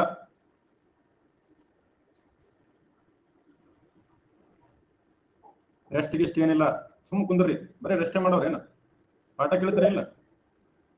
Serious sir. ಈಗ ಸಂವಿಧಾನ ಆಧುನಿಕ ಮನು ಸಂವಿಧಾನ ಶಿಲ್ಪಿ ರಚನೆಯಲ್ಲಿ ಮುಖ್ಯ ಪಾತ್ರ ವಹಿಸಿದ್ದು ಇವರು ಯಾರಪ್ಪ, ಡಾಕ್ಟರ್ BR ಅಂಬೇಡ್ಕರ್ಗೆ ಯಾಕೆ ಸರ್ ಕರಿಬೇಕು? ಎಲ್ಲರೂ ಸಂವಿಧಾನ ರಚನೆ ಮಾಡಕ್ಕೆ ತಮ್ಮದೇ ಆದ ಪಾತ್ರ ವಹಿಸಿದ್ದಾರೆ. ಇಲ್ಲಿ 22 ಕಮಿಟಿ ಮಾಡಿ 9 ಮುಖ್ಯ ಸಭೆ ಮತ್ತು 3 ಇತರ ಸಭೆಗಳನ್ನ ಮಾಡಿ ಇವ್ರನ್ನ ಯಾಕೆ ಶಿಲ್ಪಿ ಅಂತ ಕರಿಬೇಕು ಸರ್?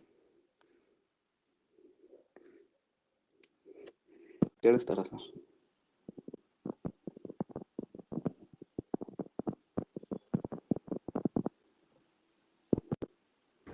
ಈಗ ನೋಡಿ, ಸಂವಿಧಾನದ ಶಿಲ್ಪಿ ಯಾಕಂತ ಅಂತಂದ್ರೆ ಅವ್ರು ಕರಡು ಸಮಿತಿ ಅಧ್ಯಕ್ಷರಾಗಿದ್ರು. ಸಂಪೂರ್ಣ ಕರಡನ್ನ ವಿನ್ಯಾಸ ಮಾಡೋದ್ರಲ್ಲಿ ಇದು ಮಾಡೋದು ಯಾರ ಸಾಮಾನ್ಯ ವ್ಯಕ್ತಿ ಕೊಟ್ಟಿದ್ರೆ ಇದು ಸಾಧ್ಯ ಆಗ್ತಿರ್ಲಿಲ್ಲ ಸರ್. ಬಟ್ ಇಲ್ಲಿ 22 ಸಮಿತಿಗಳು, 9 ಮುಖ್ಯ ಸಮಿತಿ, 13 ಅವು ಸಮಿತಿಗಳು ಬರೀ ರೆಕಮೆಂಡೇಶನ್ ಕೊಟ್ಟಿದ್ದು. ಕರಡು ರಚನೆ ಮಾಡಿದವ್ರು ಯಾರು?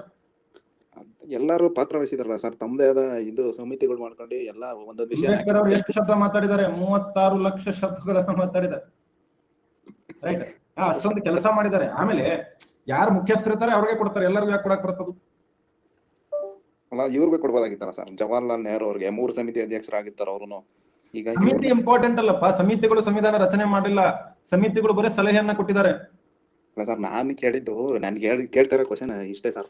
ಇವ್ರನ್ನೇ ಸಂವಿಧಾನ ಶಿಲ್ಪಿ ಅಂತ ಯಾಕೆ ಕರಿಬೇಕಾಯ್ತು? ಇನ್ನು ಮಿಕ್ತವರೆಲ್ಲ ಇದ್ರಲ್ಲ, ಅವ್ರನ್ನ ಕರಿಬೋದಾಗಿತ್ತಲ್ಲ ಅಂತ ನಾನು ಕೇಳ್ತಾ ಇರೋದು ಅಷ್ಟೇ. ಇವತ್ತಿಂದ ನಾವು ಕರೆಯೋಣ, ಆದ್ರೆ ಎಕ್ಸಾಮ್ ಅಲ್ಲಿ ಕರೆಯೋದು ಬೇಡ. ಅಲ್ಲ ಸರ್, ಆತರ ಸರ್ ಕ್ವಶನ್ ಆತರ ನನಗೆ ರೈಸ್ ಆಗಿದೆ, ಅದನ್ನ ಕೇಳಿ. ಇಲ್ಲ, ಈಗ ನೋಡ್ರಿ, ಈಗ ಅವರ ಒಂದು ಕೊಡುಗೆಯನ್ನ ಪರಿಗಣಿಸಿ ಸಂವಿಧಾನ ಶಿಲ್ಪಿ ಅಂತ ಕೊಟ್ಟಿರ್ತಾರೆ. ಇನ್ನು ಯಾಕೆ ಬೇರೆದವ್ರಿಗೆ ಯಾಕೆ ಕೊಡ್ಲಿಲ್ಲ ಅಂದ್ರೆ ಇವ್ರದ್ದು ಹಾರ್ಡ್ ವರ್ಕ್, ಇವ್ರದ್ದು ವರ್ಕ್ ಜಾಸ್ತಿ ಇರ್ತದೆ ಅಲ್ಲಿ. ಈಗ ಸರ್ಕಾರದಲ್ಲಿ ಸಾಕಷ್ಟು ಜನ ಮಂತ್ರಿಗಳಿದ್ದಾರೆ. ಎಲ್ಲಾ ಮಂತ್ರಿಗಳ ಸರ್ಕಾರ ಅಂತಾರ ಅಥವಾ ಮೋದಿ ಸರ್ಕಾರ ಅಂತಾರ? ಮೋದಿ ಸರ್ಕಾರನೇ ಸರ್. ಇಲ್ಲಿ ಕ್ವಶನ್ ನನಗೆ ಈ ತರ ರೈಸ್ ಆಯ್ತು, ಅದಕ್ಕೆ ನಿಮ್ಮ ಕ್ವಶನ್ ಕರೆಕ್ಟ್ ಇದು. ಇಲ್ಲಿಗೆ ಎಷ್ಟೊಂದ್ ಜನ ಈಗೇನಪ್ಪ ಆದ್ರೆ ಇವೆಲ್ಲ ಬಹಳ ಇವೇ ಫಿಲಾಸಫಿಕಲ್ ಕ್ವಶನ್. ಇವಕ್ಕೆಲ್ಲ ನಾವು ಹಿಮಾಲಯದ ತಪ್ಪಲಲ್ಲಿ 3 ವರ್ಷಗಳ ಕಾಲ ಸಮಾಧಿ ಯೋಗವನ್ನ ಮಾಡಬೇಕು, ಅಂದಾಗ ಗೊತ್ತಾಗ್ತದೆ ಇದಕ್ಕೆ ಆನ್ಸರ್. ಸರ್, ಇಲ್ಲಿ ವ್ಯಾಲಿಡ್ ಕ್ವಶನ್ ಕೇಳಿ ಅಂತ ಆಗ್ತಾ ಇದ್ರ? ಇದು ನನ್ಗೆ ಅನ್ಸಿದ ಕ್ವಶನ್ ವ್ಯಾಲಿಡ್. ಇದಕ್ಕೆ ನೋಡ್ರಿ, ಇದಕ್ಕೆ ಆನ್ಸರ್ ಹೆಂಗ್ ಹೇಳೋದು ಹೇಳ್ರಿ, ನೀವೇ ಹೇಳ್ರಿ. ನಾನು ಅವ್ರು ಕರೆದು ಹೋತು, ನಾ ಏನ್ ಮಾಡ್ಲಿ? ಅವ್ರದ್ದು ಕಾಂಟ್ರಿಬ್ಯೂಷನ್ ಅಷ್ಟು ಹೈಯೆಸ್ಟ್ ಇತ್ತು. ಸರಿ ಸರ್, ಆಯ್ತಾಯ್ತು, ಓಕೆ ಸರ್, ಥ್ಯಾಂಕ್ಸ್. ಅತಿ ಹೆಚ್ಚು ಕಾಂಟ್ರಿಬ್ಯೂಷನ್ ಕೊಡುಗೆ ನೀಡಿದವರು ಯಾರು? ಅಂಬೇಡ್ಕರ್ ಅವರು. ಸೊ ಅದಕ್ಕೆ ಅವ್ರಿಗೆ ಆ ರೀತಿ ಕರೆದಿದ್ದಾರೆ ಅಷ್ಟೇ. ಎಸ್, ಹೇಳಿ ಶರಣ ಸರ್. ನಮಸ್ತೆ. ಹಲೋ ಸರ್, ನಮಸ್ತೆ. ಹೇಳಿ ಸರ್, ಈ ಸಂವಿಧಾನ ಮೂಲ ಪ್ರತಿಗಳು ಇದೆಯಲ್ಲ ಸರ್, ಕಾಂಟ್ರವರ್ಸಿಗಳು ಈಗ ಕ್ರಿಯೇಟ್ ಆಗ್ತಿದೆ. ಮೊದಲೆಲ್ಲ ಮಂದಿ ಚಲೋ ಇದ್ರು ಸರ್. ಸಂವಿಧಾನದ ಮೂಲ ಪ್ರತಿಗಳು ಏನೋ ಕೇಳಿಸ್ತಾ ಇಲ್ಲ ನೀವು ಮಾತಾಡ್ತಾ ಇರೋದು ಶರಣ. ಸರ್, ಅವು ಸಂವಿಧಾನದ ಮೂಲ ಪ್ರತಿಗಳು ರಚನೆ ಮಾಡಿದ್ರಲ್ಲ ಸರ್. ಹಲೋ, ಜೋರ್ ಮಾತಾಡ್ರಿ, ಮೈಕ್ ಸಮೀಪ ಬಂದು ಮಾತಾಡ್ರಿ. ಸರ್, ಸಂವಿಧಾನದ ಮೂಲ ಪ್ರತಿಗಳು ಇದೆಯಲ್ಲ ಸರ್. ಮೊಬೈಲ್ ಹೆಂಗಿರ್ತದಿಲ್ಲ, ಇಲ್ಲಿ ಹಿಡಿದು ಮಾತಾಡ್ರಿ. ಹಲೋ ಹಲೋ ಹಲೋ ಅಂತ. ಹಲೋ, ಬತ್ ನೋಡ್ರಿ, ಹೇಳಿ ಸರ್. ಸಂವಿಧಾನದ ಮೂಲ ಪ್ರತಿಗಳು ರಚನೆ ಮಾಡಿದ್ರಲ್ಲ ಸರ್, ಅವು ಕೆಟ್ಟ ಹೋಗ್ಬಾರ್ದು ಅಂತಂದ್ರೆ ಅದ್ರ ಯಾವ್ದ್ರಲ್ಲಿ ಶೇಖರಣೆ ಮಾಡಿದೆ ಅಂತ ಕೇಳಿದ್ರೆ ಸರ್ ಕ್ವಶನ್. ಏನೂ ಕೇಳಿಸ್ತಾ ಇಲ್ಲ. ಹಲೋ ಸರ್, ಸಂವಿಧಾನದ ಮೂಲ ಪ್ರತಿಗಳನ್ನು ರಚನೆ ಮಾಡಿದ್ರಲ್ಲ ಸರ್, ಅವು ಕೆಟ್ಟ ಹೋಗ್ಬಾರ್ದು ಅಂದ್ರೆ ಅಳಿಸಬಾರ್ದು ಅಂತಂದು ಯಾವ್ದ್ರಲ್ಲಿ ಶೇಖರಣೆ ಮಾಡಿದ್ರೆ ಅಂತ ಕೇಳಿದ್ರೆ ಸರ್ ಕ್ವಶನ್. ಮೂಲ ಪ್ರತಿಗಳನ್ನ ಎಲ್ಲಿ ಶೇಖರಣೆ ಮಾಡಿದ್ದಾರೆ? ಅಂದ್ರೆ ಅವು ಅಕ್ಷರ ಅಳಿಸಬಾರ್ದು, ಅವ್ರು ರಚನೆ ಮಾಡಿದ ಅಕ್ಷರ ಅಳಿಸಬಾರ್ದು ಅಂತಂದು ಯಾವ್ದ್ರಲ್ಲಿ ಶೇಖರಣೆ ಇದು ಮಾಡಿದ್ರೆ ಅಂತ ಕೇಳಿದ್ರೆ ಸರ್ ಕ್ವಶನ್. ಸೈನ್ಸ್ ಪ್ರಶ್ನೆ ಇದೆ, ನನಗೆ ಗೊತ್ತಿಲ್ಲ. ಹೌದು ಎಲ್ಲ ನನಗೆ ಗೊತ್ತಿರಲಾರಂತ ಪ್ರಶ್ನೆಗಳಿವೆಲ್ಲ. ಸರ್ ನಮಸ್ಕಾರ ಸರ್. ಎಸ್, ಹೇಳ್ರಿ ಸರ್. ಅದು ಹೇಳಿದ್ರಲ್ಲ ಸರ್, ಅದು ಅಲ್ಲಿ ಪಾರ್ಲಿಮೆಂಟಲ್ಲಿ ಅಂದರೆ 3ನೇ ಮಹಡಿಯಲ್ಲಿ ಇದೆ ಸರ್, ಅದು ಹೈಡ್ರೋಜನ್ ಎಲ್ಲ ಹಾಕಿಟ್ಟಿದ್ದಾರೆ ಅಂತ ಹೇಳಿ ಸರ್. ಪಾರ್ಲಿಮೆಂಟ್ ಅಲ್ಲಿ ಹೈಡ್ರೋಜನ್ ಎಲ್ಲ ಹಾಕಿದ್ದಾರೆ. ಒರಿಜಿನಲ್ ಮೂಲ ಪ್ರತಿ ಸರ್. Hydrogen helium? ಹೈಡ್ರೋಜನ್ ಇರ್ಬೇಕು ಸರ್. ನೀವು ಹೈಡ್ರೋಜನ್ ಅಂತೀರಿ, ಒಬ್ರು ಹೀಲಿಯಂ ಅಂತಾರಲ್ಲಿ. ಓಕೆ, ಅದರಲ್ಲಿ ಒಂದು ಇರ್ಬೇಕು ಸರ್. ಹೀಲಿಯಂ ಅದೇ 3ನೇ ಮಹಡಿ ಸರ್. ಅಲ್ಲ, ಇಂಥ ಕಾರಣ ನನಗೆ ಗೊತ್ತಿರಲಾರ್ದು ಗೊತ್ತಿಲ್ಲ ಅಂತ ಹೇಳ್ಬೇಕಾಗುತ್ತೆ. ಹೀಲಿಯಂ ನಲ್ಲಿ ಮಾಡಿಟ್ಟಿದ್ದಾರೆ. ಇನ್ನೊಂದು ಸರ್, ಅಂಬೇಡ್ಕರ್ನ ಯಾಕೆ ಮಾಡಿದ್ರೆ ಅನ್ನೋಕೆ ಒಂದು ಅದೇ ಸರ್. ಈಗ 2011ರಲ್ಲಿ ವರ್ಲ್ಡ್ ಕಪ್ ಗೆದ್ದು ಸರ್. ಬಿಡ್ರಿ ಅದನ್ನ, ಮತ್ತೆ ನೀವು ಫಿಲಾಸಫಿಕಲ್ ಸೈಕಾಲಜಿಕಲ್ ಆನ್ಸರ್ ಬೇಡ, ಕ್ವಶನ್ ಬೇಡ. ಅದ್ರಂಗೆ ಸರ್, ನಾಯಕ ಇರ್ತಾರ ಅವ್ರು ಗುರುತಿಸಬೇಕಾಗುತ್ತೆ ಸರ್. ಅದೇ ನೀವು ಹೇಳೋದು ಕರೆಕ್ಟ್ ಸರ್. ಇತ್ತೀಚೆಗೆ ಬರಕೈತೆ ಸರ್ ಕಾಂಟ್ರಿಬ್ಯೂಷನ್. ಈಗ ಧೋನಿ ಗಿಚ್ಕೊಟ್ಟನ ಅಂತೀವಿ ಸರ್, ಅಷ್ಟೇ. ನಾವು 11 ಜನ ಯಾರು ಹೆಸರು ಹೇಳ್ತೇವೆ ಸರ್. ಇಲ್ಲ ಕರೆಕ್ಟ್ ವಿಚಾರ ಮಾಡಿ. ಅದೇ ಸರ್, ಅದ್ರಂಗೆ ಸರ್. ಎಸ್, ಏನಾದ್ರು ಡೌಟ್ ಇದ್ರೆ ಈಗ ಕೇಳ್ರಿ. ಸಂವಿಧಾನ ರಚನಾ ಸಭೆ ಮೇಲೆ ಮುಂದೆ ಹೋಗ್ತೀನಿ. ಧನಲಕ್ಷ್ಮಿ, ಎಲ್ಲರದು ಡೌಟ್ ಮುಗಿಬೇಕು ಬೇಡ. Doubt clearing session sir.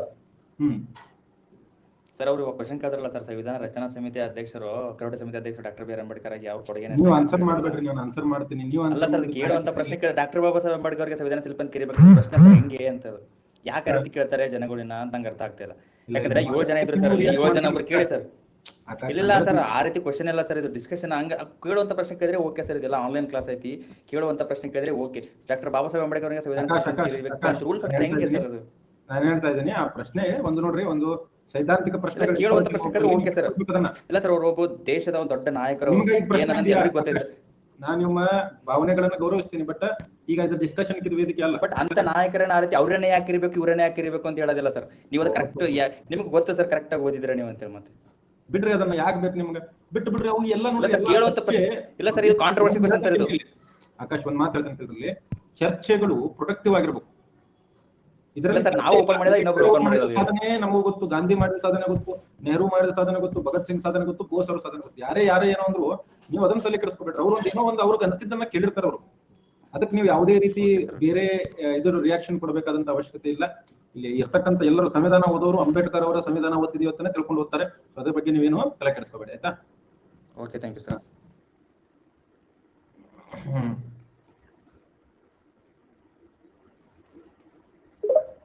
Last ಇದು, ಇನ್ ಮೇಲೆ ಯಾರು ಕಾಲ್ ಮಾತಾಡಂಗಿಲ್ಲ ಕ್ಲಾಸ್.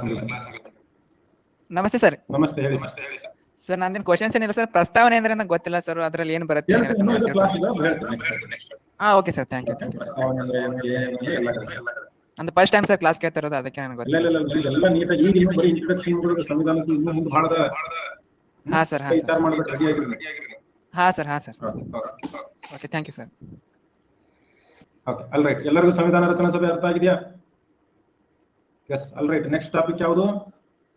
ಸಂವಿಧಾನದ ಪ್ರಮುಖ ಲಕ್ಷಣಗಳು.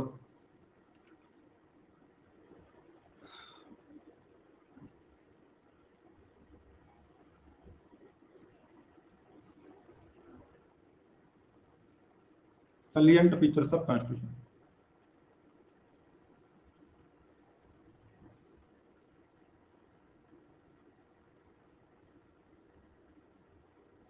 Salient features of Constitution, ಸಂವಿಧಾನದ ಪ್ರಮುಖ ರೈಟ್ ಯಾವ ಲಕ್ಷಣಗಳು? ಏನೇನು ಲಕ್ಷಣಗಳು? ಸಿಂಪಲ್ ಆಗಿ ನಿಮಗೆ ಗೊತ್ತಿದ್ದು, ಇದೊಂದು ಬೃಹತ್ ಸಂವಿಧಾನ, one of the largest constitution ಅಂತ ಕರಿತೀವಿ. ಒಂದನೇದೇನದು ಬೃಹತ್ ಸಂವಿಧಾನ. ಬೃಹತ್ ಸಂವಿಧಾನ ಅಂತ ಯಾಕೆ ಕರಿತಿದೀವಿಪ್ಪ ಅಂತಂದ್ರೆ 1950ರಲ್ಲೇ ಜಾರಿ ಆಗಿದ್ರಲ್ಲಿ 22 ಭಾಗಗಳಿದ್ವು, 395 ವಿಧಿಗಳಿದ್ವು ಮತ್ತು 8 ಅನುಸೂಚಿಗಳಿದ್ವು. ರೈಟ್, 8 ಅನುಸೂಚಿಗಳಿದ್ವು. ಸೊ ವಿಶ್ವದ ಅತ್ಯಂತ ದೊಡ್ಡ ಸಂವಿಧಾನ ಇದು ಯಾವುದು? ಭಾರತದ ಸಂವಿಧಾನ. ಯಾಕೆ ದೊಡ್ಡದಾಯ್ತು ಅಂತ ಪ್ರಶ್ನೆ ಬಂದಾಗ ನೀವು ಹೇಳ್ಬೋದು, ಒಂದು ನಮ್ದು ಹೊಸ ದೇಶವಾಗಿತ್ತು, ಹೀಗಾಗಿ ಅನೇಕ ದೇಶಗಳಿಂದ ನಾವು ಎರವಲು ಪಡೆದ್ವು, ಅಂಶಗಳನ್ನ ಎರವಲು ಪಡೆದ್ವು. ಸೊ ಹೀಗಾಗಿ ಇದು ದೊಡ್ಡದಾಗ್ತಾ ಹೋಯ್ತು. ರೈಟ್. ಎರಡನೇದ್ದು, ನಮ್ಮ ಸಂವಿಧಾನದ ರೀತಿ ಹೇಗಿತ್ತು ಅಂತಂದ್ರೆ, ಒಕ್ಕೂಟ ಸರ್ಕಾರ ಆಗಿರ್ಬೋದು, ಯೂನಿಯನ್ ಗವರ್ಮೆಂಟ್ ಅಂತ ಕರಿತೀವಿ, ಕೇಂದ್ರ ರಾಜ್ಯ ಸಂಬಂಧಗಳಾಗಿರ್ಬೋದು, ರಾಜ್ಯ ಸಂಬಂಧಗಳಾಗಿರ್ಬೋದು, ಅಧಿಕಾರಗಳ ಪ್ರತ್ಯೇಕತೆ ಆಗಿರ್ಬೋದು, ಹೀಗೆ ಎಲ್ಲಾ ವಿಷಯಗಳನ್ನ ಸವಿವರವಾಗಿ ಚರ್ಚೆ ಮಾಡಿದ್ದಾರೆ. ಸವಿವರ ಚರ್ಚೆ. ಎಲ್ಲಾ ದೇಶಗಳನ್ನ ಎಲ್ಲಾ ವಿಷಯಗಳನ್ನ ಸವಿವರವಾಗಿ ಚರ್ಚೆ ಮಾಡುವುದರಿಂದ ನಮ್ದು ಬೃಹತ್ ಸಂವಿಧಾನ ಆಗಿದೆ. ಓಕೆ, ಅರ್ಥ ಆಗ್ತಿದೆಯಾ? ಆಮೇಲೆ ಇದರಲ್ಲಿ ಇನ್ವಾಲ್ವ್ ಆದವರು ಅಷ್ಟೇ ಜನ. ಭಾರತದ ಸಂವಿಧಾನ ರಚನೆಯಲ್ಲಿ ಸುಮಾರು 299 ಜನ ಸಕ್ರಿಯವಾಗಿ ಪಾಲ್ಗೊಂಡಿದ್ರು. 22 ಕಮಿಟಿಗಳಿದ್ವು. ದೊಡ್ಡ ಮೇಧಾವಿಗಳು ಅಂಬೇಡ್ಕರ್, ನೆಹರು, ಸರ್ದಾರ್ ಪಟೇಲ್, ಬಾಬು ರಾಜೇಂದ್ರ ಪ್ರಸಾದ್, ಅಲ್ಲಾಡಿ ಕೃಷ್ಣಸ್ವಾಮಿ ಅಯ್ಯರ್, ಟಿ ಕೃಷ್ಣಮಾಚಾರಿ, ಎಂತೆಂತ KM ಮುನ್ಸಿ, BN ರಾವ್ ಅಂತ ದೊಡ್ಡ ಜನರು, ಘಟಾನುಘಟಿಗಳಿದ್ರಲ್ಲಿ. ಜಂಗಿ ನಿಕಾಲಿ ಕುಸ್ತಿ ನಡೀತಾ ಇತ್ತು. ಘಟಾನುಘಟಿಗಳು ಯಾವ ಕುಸ್ತಿ ಮಾಡ್ತಾ ಇದ್ರು? ಜಂಗಿ ನಿಕಾಲಿ ಕುಸ್ತಿಯನ್ನು ಮಾಡ್ತಾ ಇದ್ರು. ಸೊ ಹೀಗಾಗಿ ನಮ್ಮದು ಒಂದು ಬೃಹತ್ ಸಂವಿಧಾನವಾಗಿ ರಚನೆ ಆಯಿತು. ಇನ್ನು ಎರಡನೇ ಪ್ರಮುಖ ಲಕ್ಷಣ ಯಾವುದು? ಬರ್ಕೊಂಡ್ರೆ ಇದನ್ನ ಬೇಗ ಬರ್ಕೊಳ್ರಿ.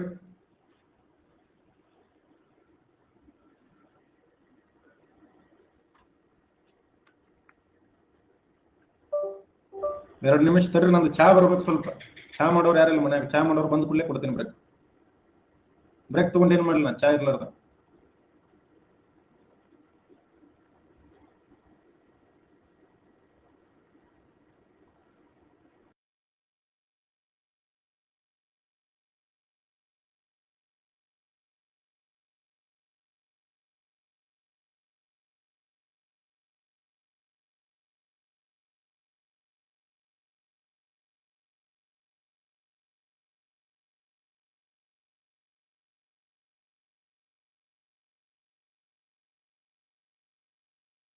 ರೈಟ್. ಇನ್ನು ಎರಡನೇ ಪ್ರಮುಖ ಲಕ್ಷಣ ಯಾವುದು? ಭಾರತದ ಸಂವಿಧಾನ ಲಿಖಿತ ಸಂವಿಧಾನ, ರಿಟರ್ನ್ ಕಾನ್ಸ್ಟಿಟ್ಯೂಷನ್ಸ್. ರಿಟರ್ನ್ ಕಾನ್ಸ್ಟಿಟ್ಯೂಷನ್, ಲಿಖಿತ ಸಂವಿಧಾನ. ನೋಡಿ, ಕೆಲವೊಂದು ದೇಶದ ಸಂವಿಧಾನಗಳು ಲಿಖಿತ ಇರ್ತವೆ, ಕೆಲವೊಂದು ದೇಶದ ಅಲಿಖಿತ ಇರ್ತವೆ. ಸೊ ಲಿಖಿತಕ್ಕೆ ಎಕ್ಸಾಂಪಲ್ ಹೇಳಿ ನೋಡೋಣ. ಲಿಖಿತ ಅಂದ್ರೆ ಯಾವುದು? USA ಇದೆ, USA, ಕೆನಡಾ, ಆಸ್ಟ್ರೇಲಿಯಾ, ಇವೆಲ್ಲ ಲಿಖಿತ ಸಂವಿಧಾನಕ್ಕೆ ಉದಾಹರಣೆಗಳು. New Zealand, Germany. ಅಲಿಖಿತ ಸಂವಿಧಾನ ಯಾವುದು? ಬಹಳ ವಿಶೇಷವಾಗಿ ಯುನೈಟೆಡ್ ಕಿಂಗ್ಡಮ್ ಅಥವಾ ಇಂಗ್ಲೆಂಡ್. ಎಲ್ಲೆಲ್ಲಿ ಲಿಖಿತ ಸಂವಿಧಾನ ಇರ್ತದಲ್ಲ ಅಲ್ಲಲ್ಲಿ ಸಂವಿಧಾನದ ಶ್ರೇಷ್ಠತೆ ಕಂಡು ಬರ್ತದೆ. ಎಲ್ಲೆಲ್ಲಿ ಲಿಖಿತ ಸಂವಿಧಾನ ಇರ್ತದೆ ಅಲ್ಲಲ್ಲಿ ಸಂವಿಧಾನದ ಶ್ರೇಷ್ಠತೆ ಕಂಡು ಬರ್ತದೆ. ಸಂವಿಧಾನದ ಶ್ರೇಷ್ಠತೆ ಕಂಡು ಬರ್ತದೆ. ಆದ್ರೆ ಎಲ್ಲೆಲ್ಲಿ ಲಿಖಿತ ಸಂವಿಧಾನ ಕಂಡು ಬರುವುದಿಲ್ಲ ಅಲ್ಲಿ ಸಂವಿಧಾನದ ಶ್ರೇಷ್ಠತೆ ಕಂಡು ಬರುವುದಿಲ್ಲ. ಅದಕ್ಕೆ ನೋಡ್ರಿ, ಬ್ರಿಟಿಷ್ ಸಂವಿಧಾನದಲ್ಲಿ ನ್ಯಾಯಾಂಗ ವಿಮರ್ಶೆ ಇಲ್ಲ. ಅಲ್ಲಿ ಅತ್ಯಂತ ಪ್ರಬಲವಾಗಿರ್ತಕ್ಕಂಥದ್ದು ಯಾವುದು? ಶಾಸಕಾಂಗ ಮತ್ತು ಕಾರ್ಯಾಂಗ. ನ್ಯಾಯಾಂಗ ಅಷ್ಟೊಂದು ಪ್ರಬಲವಾಗಿಲ್ಲ. ಆಕ್ಚುಲಿ ಶಾಸಕಾಂಗನೇ ಅತ್ಯಂತ ಪ್ರಬಲ ಅಲ್ಲಿ. ಸೊ ಹೀಗಾಗಿ ನಮ್ಮದು ಲಿಖಿತ ಸಂವಿಧಾನ ಇದೆ, ಎಲ್ಲಾ ವಿಷಯಗಳನ್ನ ನೀಟಾಗಿ ಬರೆದಿದ್ದಾರೆ. ಮೂರನೇದ್ದೇನು? ಎರವಲು ಪಡೆದ ಸಂವಿಧಾನ. ಎರವಲು ಪಡೆದ ಸಂವಿಧಾನ, ಬಾರೋಡ್ ಕಾನ್ಸ್ಟಿಟ್ಯೂಷನ್. ನಾವು ಒಂದೇ ದೇಶದಲ್ಲಿಲ್ಲ, ಒಂದೇ ದೇಶದಿಂದ ನಾವು ಇದು ಮಾಡಿಕೊಂಡಿಲ್ಲ. ಸಾಕಷ್ಟು ದೇಶ ಮತ್ತು ಸಾಕಷ್ಟು ಕಾಯ್ದೆಗಳಿಂದ ನಾವು ವಿಷಯಗಳನ್ನ ಆಮದು ಮಾಡಿಕೊಂಡಿದ್ದೀವಿ. ಎಲ್ಲೆಲ್ಲಿಂದ? ಮೊದಲನೇದು ಆಕ್ಟ್ ಆಫ್ 1935, 1935ರ ಭಾರತ ಸರ್ಕಾರ ಕಾಯ್ದೆ. ಭಾರತ ಸರ್ಕಾರ ಕಾಯ್ದೆಯಿಂದ ಏನನ್ನು ತಗೊಂಡಿದ್ದೀವಿ? ಒಕ್ಕೂಟ ವ್ಯವಸ್ಥೆಯನ್ನ ಅಲ್ಲಿಂದ ತಗೊಂಡಿದ್ದೀವಿ. ಒಕ್ಕೂಟ ವ್ಯವಸ್ಥೆ, ರೈಟ್. ನೆಕ್ಸ್ಟ್ ನ್ಯಾಯಾಂಗ ವ್ಯವಸ್ಥೆಯನ್ನ ಅಲ್ಲಿಂದ ತಗೊಂಡಿದ್ದೀವಿ, ರೈಟ್. ಆಮೇಲೆ ನಾಗರಿಕ ಸೇವಾ ಆಯೋಗಗಳು,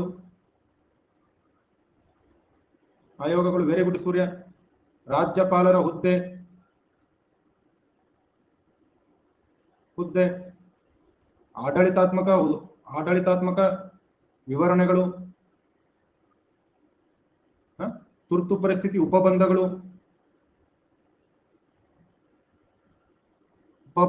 ಸಬ್ ಕ್ಲಾಸಸ್,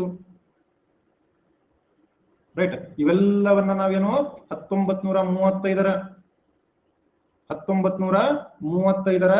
ಭಾರತ ಸರ್ಕಾರ ಕಾಯ್ದೆಯಿಂದ ತಗೊಂಡಿದ್ದೀವಿ, ರೈಟ್. ಸೊ ಹೀಗಾಗಿನೇ ನೋಡ್ರಿ, ಹೀಗಾಗಿನೇ ಇದು ಬಹಳ ಇಂಪಾರ್ಟೆಂಟ್ ಆಗುತ್ತೆ. ಅದಕ್ಕೆ 1935ರ ಕಾಯ್ದೆಯನ್ನ ಭಾರತದ ಸಂವಿಧಾನದ ನೀಲಿ ನಕ್ಷೆ ಅಂತ ಕರೀತಾರೆ. ಭಾರತದ ಸಂವಿಧಾನದ ನೀಲಿ ನಕ್ಷೆ, blue print of Indian constitution, ಅಂತ ಹೇಳಿ ಕರೀತಾರೆ ಇದನ್ನ. ಎಸ್ ಸರ್, ಬಹಳ ಇಂಪಾರ್ಟೆಂಟ್. ನ್ಯಾಯಾಂಗ ವ್ಯವಸ್ಥೆ ಅಲ್ಲಿಂದಾನೆ ತಗೊಂಡಿದೀವಿ ನಾವು. ನ್ಯಾಯಾಂಗ ವ್ಯವಸ್ಥೆಯನ್ನ ಅಲ್ಲಿಂದಾನೆ ತಗೊಂಡಿದ್ವಿ. ಇನ್ನು 1935ರ I Shruti, it's my first love class. Shweta, ಏನಮ್ಮ ಇದು? ಅತಿ ಹೆಚ್ಚು ಎಲ್ಲಿಂದ ಎರವಲು ಪಡೆದುಕೊಳ್ಳಲಾಗಿದೆ ಅಂತಂದ್ರೆ 35ರ ಖಾತೆ. ಯಾರ ನೋಡಿದವರು ಬೇರೆ ತಿಳ್ಕೊಂಡ್ಬಿಡ್ತಾರ, ಸರ್ ಇಲ್ಲಿ ಏನ್ ಹೇಳ್ಕೊಡಕತ್ತಾರ ಅಂತ ಹೇಳಿ. ಹಂಗೆಲ್ಲ ಕಮೆಂಟ್ ಮಾಡ್ಬೇಡ್ರ, ಬರ್ಕೊಳ್ರಿ ಬೇಗ.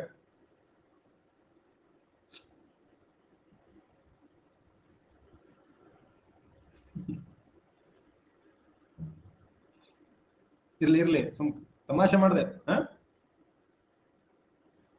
ಎಸ್ ಹೇಳ್ರಿ, ಮುಗಿತಾ? ಯಾರ್ಯಾರು ಮುಗಿತು? 1935 ಕಾಯ್ದೆ ಅಂತ ಬರೀರಿ.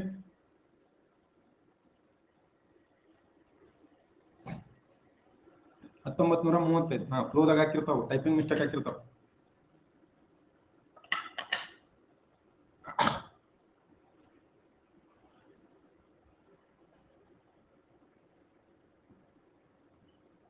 ಓಕೆ, ನೆಕ್ಸ್ಟ್ ಬ್ರಿಟಿಷ್ ಸಂವಿಧಾನದಿಂದ ಏನೇನು ತಗೊಂಡಿದ್ದೀವಿ? ಬ್ರಿಟಿಷ್ ಸಂವಿಧಾನದಿಂದ ಏನು ಫಸ್ಟ್ ಪಾರ್ಲಿಯಾಮೆಂಟರಿ ಸಿಸ್ಟಮ್.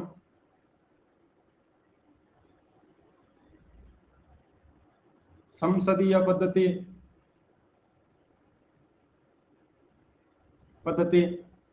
ಕಾನೂನಿನ ಆಧಿಪತ್ಯ. ಇದು ಬಹಳ ಸರ್ತಿ ಕೇಳ್ತಾರೆ, ಕಾನೂನಿನ ಆಧಿಪತ್ಯ ಎಲ್ಲಿಂದ ತಗೊಂಡಿದೀವಿ? ರೂಲ್ ಆಫ್ ಲಾ ಅಂತ ಹೇಳಿ. ರೂಲ್ ಆಫ್ ಲಾ ಎಲ್ಲಿಂದ ತಗೊಂಡಿದೀವಿ ಅಂತ ಹೇಳಿ ಕೇಳ್ತಾರೆ, ರೈಟ್. ಶಾಸನೀಯ ನಿಯಮಗಳು,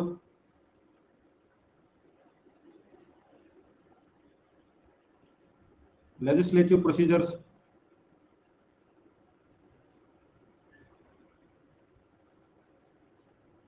right, legislative procedures.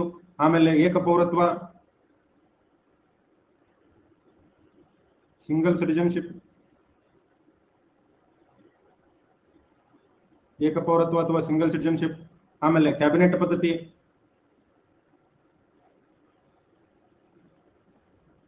Cabinet system, ಸಂಸದೀಯ ಸೌಲಭ್ಯಗಳು, ಪಾರ್ಲಿಮೆಂಟರಿ ಪ್ರಿವಿಲೇಜಸ್, ಪಾರ್ಲಿಯಾಮೆಂಟರಿ ಪ್ರಿವಿಲೇಜಸ್,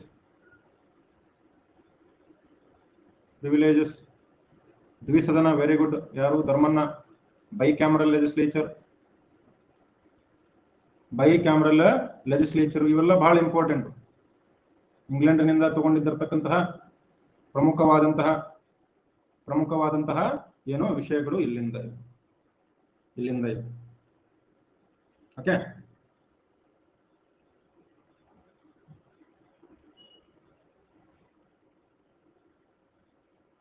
ಸಂಸದೀಯ ಪದ್ಧತಿ, rule of law, legislative procedures, single citizenship, cabinet, writs ಹೇಳ್ಬೋದು ನೀವು, ಪ್ರೆರೋಗೇಟಿವ್ ರಿಟ್ಸ್.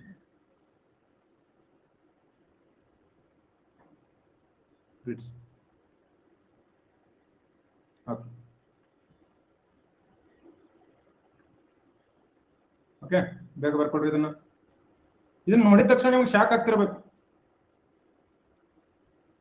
ಯಾಕೆ ಶಾಕ್ ಆಗ್ತಿರ್ಬೇಕು? ಸರಿ, ಎಲ್ಲ ಹೊರಗಿಂದ ತಗೊಂಡಾರಲ್ಲ, ಹೌದಾ ಇಲ್ಲೋ? ಎಲ್ಲ ಹೊರಗಿಂದ ತಗೊಂಡಾರಲ್ಲ.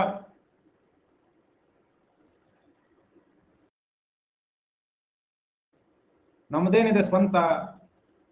ಎಲ್ಲ ಹೊರಗಿಂದೇ ತಗೊಂಡಾರ, ನಮ್ದೇನಿದೆ ಸ್ವಂತ? ಇದೇ ಪ್ರಶ್ನೆ ಅಂಬೇಡ್ಕರ್ ಅವರು ಕೇಳಲಾಯ್ತು. ಇದೇ ಪ್ರಶ್ನೆಯನ್ನ ಅಂಬೇಡ್ಕರ್ ಅವರು ಕೇಳಿದ್ರು.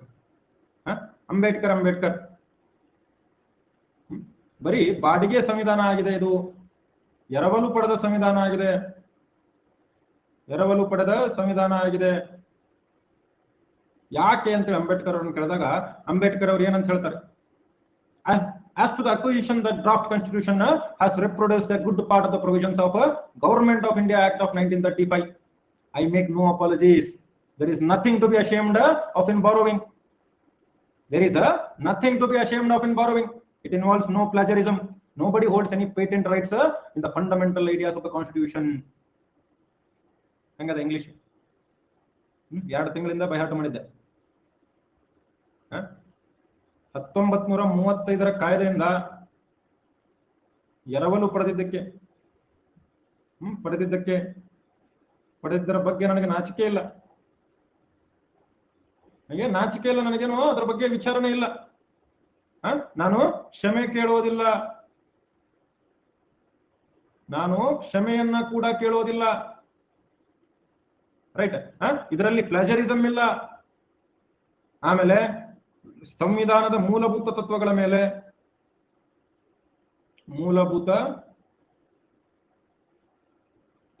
ಮೇಲೆ ಯಾರಿಗೂ ಪೇಟೆಂಟ್ ಇಲ್ಲ ಅಂತ ಹೇಳ್ತಾರೆ. ಅರ್ಥ ಆಯ್ತಾ? ಹೀಗಾಗಿ ಯಾಕಂದ್ರೆ ಸಂವಿಧಾನ ಎಲ್ಲಾ ದೇಶದಲ್ಲಿ ಸಂವಿಧಾನನೇ. ಅದ್ರೊಳಗೆ ವಿಶೇಷವಾಗಿ ಏನ್ ಮಾಡ್ಲಿಕ್ಕೆ ಬರ್ತದೆ ನಮಗ? ರಾಷ್ಟ್ರಪತಿಗಳು ತಲೆ ಕೆಳಗೆ ಮಾಡಿ ಕಾಲ್ ಮ್ಯಾಗ್ ಮಾಡಿ ನಿಂತು ಪ್ರಮಾಣ ವಚನ ತಗೋಬೇಕು ಅಂತ ಹೇಳಕ್ಕಾಗತ್ತ? ರಾಷ್ಟ್ರಪತಿಗಳು ತಲೆ ಕೆಳಗೆ ಮಾಡಿ ಕಾಲ್ ಮ್ಯಾಗ್ ಮಾಡಿ ಇಲ್ಲ. ಎಲ್ಲಾ ದೇಶದಲ್ಲಿ ರಾಷ್ಟ್ರಪತಿಗಳು ಸ್ಟ್ರೇಟ್ ನಿಂತ ಪ್ರಮಾಣ ವಚನ ತಗೋಬೇಕು. ಸೊ ಹಿಂಗಾಗಿ ಇದರಲ್ಲಿ ಕಾಪಿ ಮಾಡಿ ಅನ್ನೋದ್ರಲ್ಲಿ ಅರ್ಥ ಇಲ್ಲ ಅಂತ ಹೇಳ್ತಾರೆ. ಇನ್ನು ಅಮೆರಿಕ ಸಂವಿಧಾನದಿಂದ ಏನೇನ್ ಬರ್ತಾರೆ ಎರವಲು? ಅಮೆರಿಕ ಸಂವಿಧಾನದಿಂದ ಮೇನು ಪ್ರಸ್ತಾವನೆ ಅಥವಾ ಪ್ರಿಯಾಂಬಲ್ಲೇ ತಗೊಂತಾರೆ. ಮೂಲಭೂತ ಹಕ್ಕುಗಳು, ಫಂಡಮೆಂಟಲ್ ರೈಟ್ಸ್, ನ್ಯಾಯಿಕ ವಿಮರ್ಶೆ, ಜುಡಿಷಿಯಲ್ ರಿವ್ಯೂ, ರಾಷ್ಟ್ರಾಧ್ಯಕ್ಷರ ಮಹಾಭಿಯೋಗ,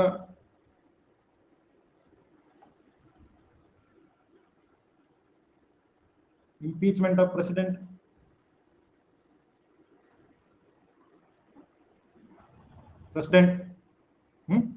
ಆಮೇಲೆ ಉಚ್ಚ ಮತ್ತು ಸರ್ವೋಚ್ಚ ನ್ಯಾಯಾಲಯ, ಸರ್ವೋಚ್ಚ ನ್ಯಾಯಾಧೀಶರ ಪದಚ್ಯುತಿ, ಇವನ್ ಉಪರಾಷ್ಟ್ರಾಧ್ಯಕ್ಷರ ಹುದ್ದೆ,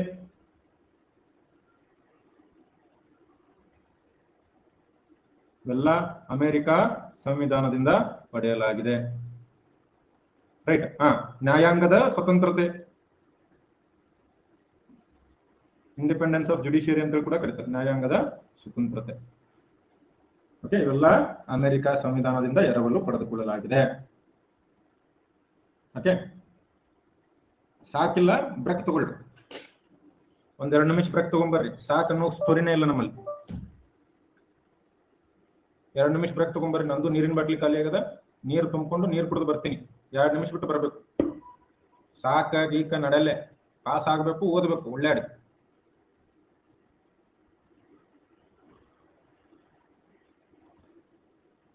ಬಾಯಿ ಅಂತ ಹೋದ್ರೆ ಯಾರು ಲಾಸ್? ನಿಮ್ದೇ ಲಾಸ್. ಬಾಯಿ ಅಂತ ಹೋದ್ರೆ ಯಾರು ಲಾಸಪ್ಪ? ನಿಮಗೇ ಲಾಸ್. 2 ಅವರ್ ಕ್ಲಾಸ್ ಅದ, ಇನ್ನೊಂದು 20 ನಿಮಿಷ ಮಾಡಿಬಿಡ್ತೀನಿ ನೀರು ಕುಡಿದು ಬಂದು.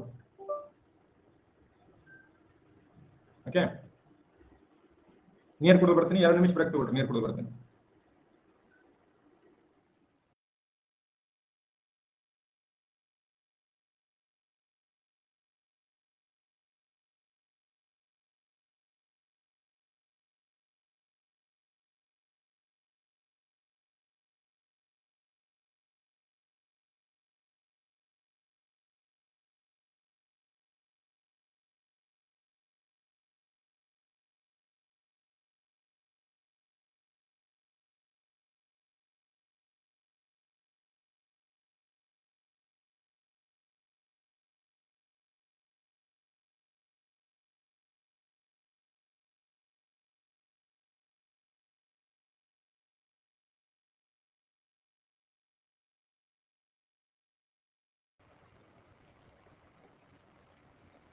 ಓಕೆ, ಅಮೆರಿಕ ಸಂವಿಧಾನ ಆಯ್ತು. ಸೊ ನೆಕ್ಸ್ಟ್ ಯಾವುದು? ಐರ್ಲೆಂಡ್ ಸಂವಿಧಾನ.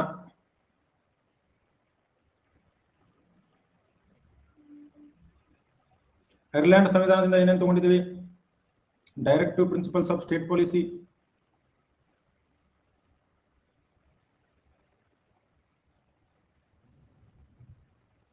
ಪಾಲಿಸಿ,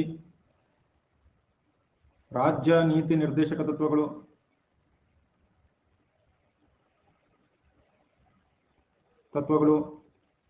ರಾಜ್ಯಸಭೆಗೆ ಸದಸ್ಯರ ನಾಮಕರಣ,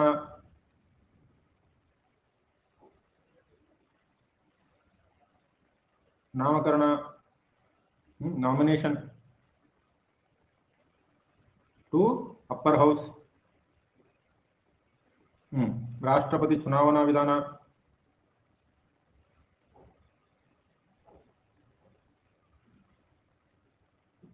ಮ್ಯಾನರ್ ಆಫ್ ಪ್ರೆಸಿಡೆನ್ಷಿಯಲ್ ಎಲೆಕ್ಷನ್.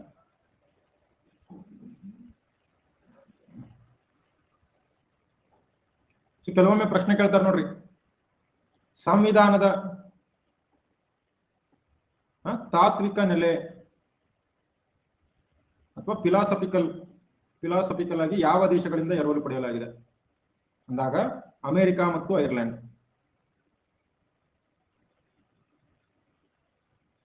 ಸಂವಿಧಾನದ ರಾಜಕೀಯ ನೆಲೆ, ರಾಜಕೀಯ ವಿಷಯಗಳನ್ನ ಎಲ್ಲಿಂದ ಎರವಲು ಪಡ್ಕೊಳ್ಳಲಾಗಿದೆ ಅಂತಂದ್ರೆ ಪೊಲಿಟಿಕಲ್,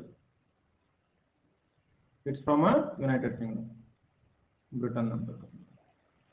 ಯುನೈಟೆಡ್ ಕಿಂಗ್ಡಮ್ ಅಥವಾ ಬ್ರಿಟನ್. ಸೇರಿದೆ ಎಲ್ಲರಿಗೂ?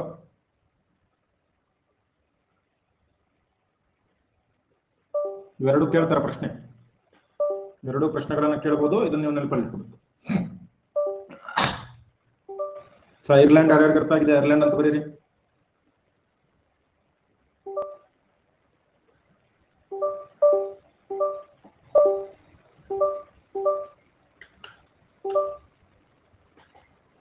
ಎಲ್ಲರೂ ಐರ್ಲೆಂಡ್ ಅಂತ ಬರೀರಿ. ಇವತ್ತು ಹೇಳಿ ಯಾವ್ಯಾವ ದೇಶದಿಂದ ಎರವಲು ಪಡೆದಿದ್ರು ಅಂತ ಹೇಳಿ ಕ್ಲಾಸ್ ಮುಗಿಸ್ತೀನಿ. ಸಮಾಧಾನ ಕ್ಲಾಸ್ ಕೇಳಿ.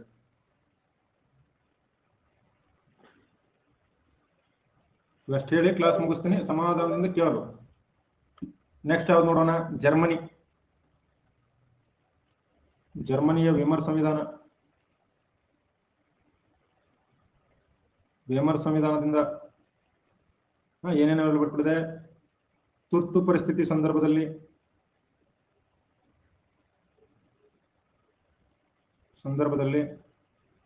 ಮೂಲಭೂತ ಹಕ್ಕುಗಳನ್ನು ಅಮಾನತುಗೊಳಿಸುವಿಕೆ.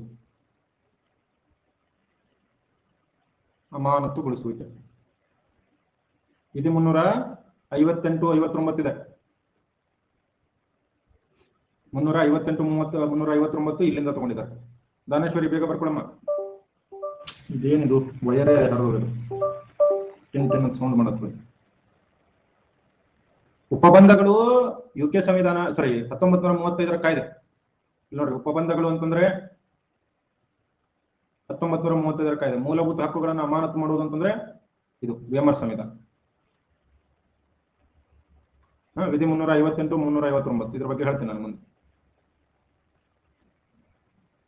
ಓಕೆ, ನೆಕ್ಸ್ಟ್ ಕೆನಡಾ ಸಂವಿಧಾನದಿಂದ ಒಕ್ಕೂಟ ವ್ಯವಸ್ಥೆ ಮಾದರಿ ಅಥವಾ ಕ್ವಾಸಿ ಫೆಡರಲ್ ಸ್ಟ್ರಕ್ಚರ್ ಅಂತ ಕರಿತೀವಿ. Quasi federal structure, yes. Okay, ಆಮೇಲೆ ಶೇಷಾಧಿಕಾರಗಳು, ರೆಸಿಡ್ಯೂಯಲ್ ಪವರ್ಸು ಕೇಂದ್ರಕ್ಕೆ ಕೊಡುವುದು, ರೆಸಿಡ್ಯೂಯಲ್ ಪವರ್ಸು. ಆಮೇಲೆ ಸುಪ್ರೀಂ ಕೋರ್ಟ್ ಸಲಹೆ ನೀಡುವುದು, ರಾಷ್ಟ್ರಪತಿಗೆ ಸಲಹೆ ನೀಡುವುದು, ಸಲಹೆ. ವಿಧಿ 143, ರಾಜ್ಯಪಾಲರ ನೇಮಕ ರೈಟ್. ಇವೆಲ್ಲ ಏನು ಕೆನಡಾ ಸಂವಿಧಾನದಿಂದ ಪಡ್ಕೊಂಡಿದ್ದೀವಿ. ಓಕೆ, ಇದಕ್ಕೇನಂತ ಕರಿತೀವಿ? ಅಡ್ವೈಸರಿ ಜುರಿಸ್ಡಿಕ್ಷನ್, ಸಲಹಾ ವ್ಯಾಪ್ತಿ. Appointment of governor. ಬರ್ಕೊಳ್ಳಿ ಮಲ್ಲು, ಬೇಗ ಬರ್ಕೊಳ್ಳಿ. ಕೋಡ್ ಇದ್ರೆ ಹೇಳಿ ಸರ್. ಇಲ್ಲಿ ಕೋಡ್ ಹೇಳುವಂಥದ್ದಿಲ್ಲ, 3-4 ಸರ್ತಿ ರಿವಿಷನ್ ಮಾಡ್ಬೇಕು ಇವನ್ನ. ಆಮೇಲೆ ಒಂದೊಂದೇ ಚರ್ಚೆ ಮಾಡುವಾಗ ನಾನು ನಿಮ್ಗೆ ಹೇಳ್ಕೊತ ಹೋಗ್ತೀನಿ, ಅವಾಗ ನೆನಪಿಡ್ತದೆ ನಿಮಗೆ. ಎಲ್ಲ ಒಮ್ಮೆ ಹೇಳಿದಾಗ ನೆನಪುಳಿಯೋದು ಕಷ್ಟ. ಈಗ ಒಕ್ಕೂಟ ವ್ಯವಸ್ಥೆ ಹೇಳುವಾಗ ನಾನು ಹೇಳ್ತೀನಿ ಕೆನಡಾದಿಂದ ನಾವು ತಗೊಂಡಿದ್ದೀವಿ ಅಂತ ಹೇಳಿ. ತುರ್ತು ಪರಿಸ್ಥಿತಿ ಹೇಳುವಾಗ ಹೇಳ್ತೀನಿ ವೇಮರ್ ಸಂವಿಧಾನದಿಂದ ತಗೊಂಡಿದ್ದೀವಿ. ಅವಾಗ ಇನ್ನೂ ಈಸಿಯಾಗಿ ನಮ್ಗೆ ನೆನಪಿಡ್ತೀವಿ.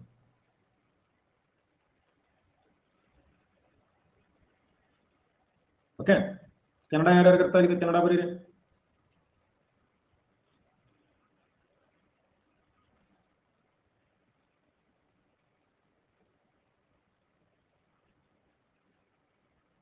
ಬರ್ಕೊಳ್ರಿ ಆಕಾಶ್.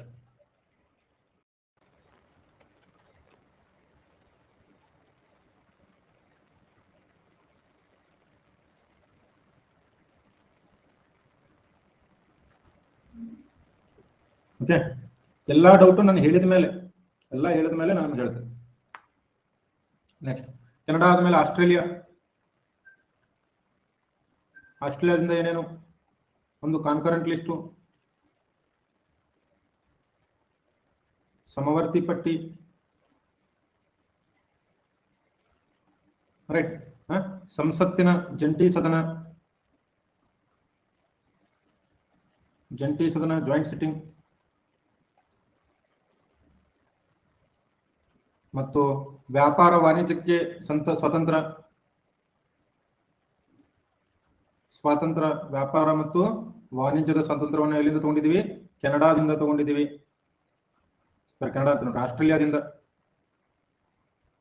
ಓಕೆ, ಇನ್ನು USSR ಇಂದ ಅಂದ್ರೆ ಸೋವಿಯತ್ ರಷ್ಯಾದಿಂದ ಏನೇನು ಮೂಲಭೂತ ಕರ್ತವ್ಯಗಳು,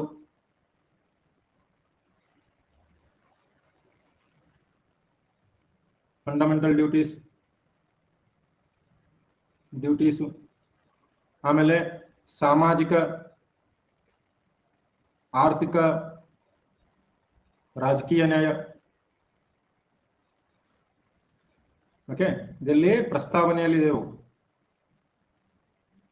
ಪ್ರಿಯಾಂಬಲ್ ನಲ್ಲಿ ಇರ್ತಕ್ಕಂತಹ ಜಸ್ಟಿಸ್ ಅನ್ನೋದೇನಿದೆ, ಇದರಿಂದ ತಗೊಂಡಿದ್ದೀವಿ. ಇನ್ನು ಫ್ರೆಂಚ್ ಸಂವಿಧಾನದಿಂದ ಕೂಡ ನಾವು ತಗೊಂಡಿದ್ದೀವಿ. ಏನಿದು ಪ್ರಸ್ತಾವನೆಯಲ್ಲಿ ಇರ್ತಕ್ಕಂತಹ ಸ್ವತಂತ್ರ, ಸಮಾನತೆ, ಭ್ರಾತೃತ್ವ,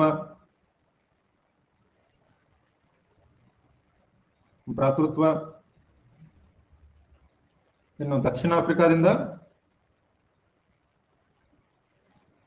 ರಾಜ್ಯಸಭೆ ಚುನಾವಣೆ ಮತ್ತು ಸಾಂವಿಧಾನಿಕ ತಿದ್ದುಪಡಿ. ಇಷ್ಟು ದೇಶಗಳಿಂದ ಇಷ್ಟೆಲ್ಲ ನಾವು ಎರವಲು ಪಡ್ಕೊಂಡ್ಬಿಟ್ಟಿದ್ದೀವಿ.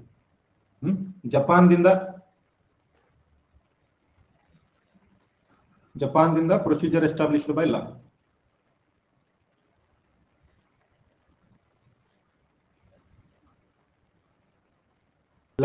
ಪ್ರೊಸೀಜರ್ ಎಸ್ಟಾಬ್ಲಿಷ್ಡ್ ಬೈ ಲಾ, ಕಾನೂನು ರಚಿಸಿದ, ಪ್ರೊಸೀಜರ್ ಅಂದ್ರೆ ಏನು ಕನ್ನಡದಲ್ಲಿ?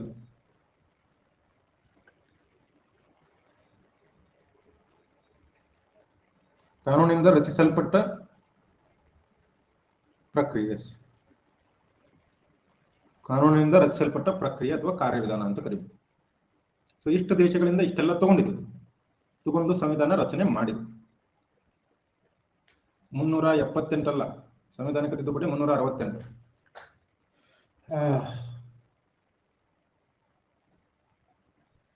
ಇವತ್ತಿಗೆ ಇಷ್ಟು ಸಾಕು. ನಾಳೆ ಇನ್ನುಳಿದ ವಿಶೇಷ ಇದನ್ನ ಹೇಳ್ತೀನಿ. ಇವತ್ತು ಡೌಟ್ ಕ್ಲಿಯರಿಂಗ್ ಸೆಷನ್ ಇದೆ. ಇನ್ನು ಮೇಲೆ ಯಾರ್ಯಾರು ಡೌಟ್ ಇದೆ ಫೋನ್ ಮಾಡಿ ನನಗೆ ಡೌಟ್ ಕೇಳಿ.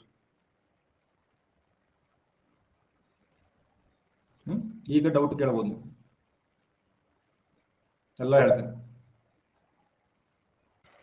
ಸರ್ ಟ್ಯಾಟೋ ತೋರಿಸಿ. ಹಲೋ, ನಮಸ್ತೆ ಸರ್. ಹೇಳಿ ಡಿ ಕೆ ಅವರೇ. Sir, PSI 402 exam date announce ಆಗಿದೇನ್ರಿ ಸರ್? ಇನ್ನೂ ಆಗಿಲ್ಲಮ್ಮ. ಸರ್, ಮತ್ತೆ ಡಾಕ್ಟರ್ BR ಅಂಬೇಡ್ಕರ್ ಅವರನ್ನ ಆಧುನಿಕ ಮನು ಅಂತ ಯಾಕೆ ಕರೀತಾರೆ ಸರ್? ಯಾಕಂದ್ರೆ ಅವರು ಸಂವಿಧಾನ ರಚನೆಯಲ್ಲಿ ಪ್ರಮುಖ ಪಾತ್ರ ವಹಿಸಿದ್ದಕ್ಕೆ. ಸರ್, ಸಂವಿಧಾನ ಮನು ಅಂದ್ರೆ ಸರ್, ಅಕಾರ್ಡಿಂಗ್ ಟು ಮನುಸ್ಮೃತಿ ಅಲ್ಲಿ ಸ್ತ್ರೀಯರಿಗೆ ಸ್ವಾತಂತ್ರ್ಯ ಇರ್ಲಿಲ್ರಿ ಸರ್. ಬಟ್ ಇವ್ರು ಎಲ್ಲಾ ರೀತಿಯ ಸ್ವಾತಂತ್ರ್ಯ. ಮನು ಅಂದ್ರೆ ಯಾರು? ಪ್ರಾಚೀನ ಭಾರತದಲ್ಲಿ ಕಾನೂನನ್ನ ರಚಿಸಿದವನು, ಕಾನೂನು ಗ್ರಂಥ ರಚಿಸಿದವನು. ಆಧುನಿಕ ಭಾರತದಲ್ಲಿ ಕಾನೂನು ಗ್ರಂಥ ಅಂದ್ರೆ ದೊಡ್ಡ ಕಾನೂನು ಗ್ರಂಥ ಸಂವಿಧಾನ ರಚನೆಕಾರ ಅಂಬೇಡ್ಕರ್. ಈ ಮನೋದ್ರಲ್ಲಿ ಸ್ತ್ರೀಯರಿಗೆ ಸ್ವತಂತ್ರ ಇರಲಿಲ್ಲ, ಶೂದ್ರರಿಗೆ ಸ್ವತಂತ್ರ ಇರಲಿಲ್ಲ, ನಾಯಿಗಿಂತ ಕಡೆಗಣಿಸಲಾಗಿತ್ತು, ಅವೆಲ್ಲ ಓಕೆ. ಬಟ್ ಒಂದು ಬ್ರಾಡ್ ಸ್ಪೆಕ್ಟ್ರಮ್ ಅಲ್ಲಿ ನಾವು ಇದ್ರ ಬಗ್ಗೆ ಯೋಚನೆ ಮಾಡೋದು. ಹಿಂದೆ ಯಾರ ನಗಕತ್ತಾರ ನೋಡ್ರಿ, ಅವ್ರಿಗೂ ಹೇಳ್ರಿ. ನನ್ friend sorry sir. Okay, thank you sir. 1935 act ನ ಬ್ಲೂ ಪ್ರಿಂಟ್ ಅಂತ ಯಾರು ಸರ್ ಕರೆದಿದ್ದು? ಬ್ಲೂ ಪ್ರಿಂಟ್ ಅಂತ ಯಾರು ಕರೆದಿದ್ದು? Very good question. ಯಾರು ಕರೆದಿದ್ದು ಹೇಳ್ರಿ ನೋಡೋಣ. ಯಾರು ಕರೆದಿದ್ದು ಬ್ಲೂ ಪ್ರಿಂಟ್ ಅಂತ?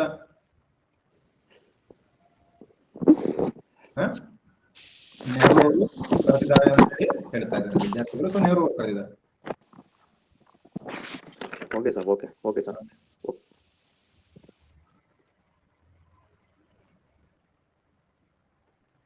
ಎಸ್ ಹೇಳಿ ರವಿ. ಸರ್ ನಮಸ್ತೆ.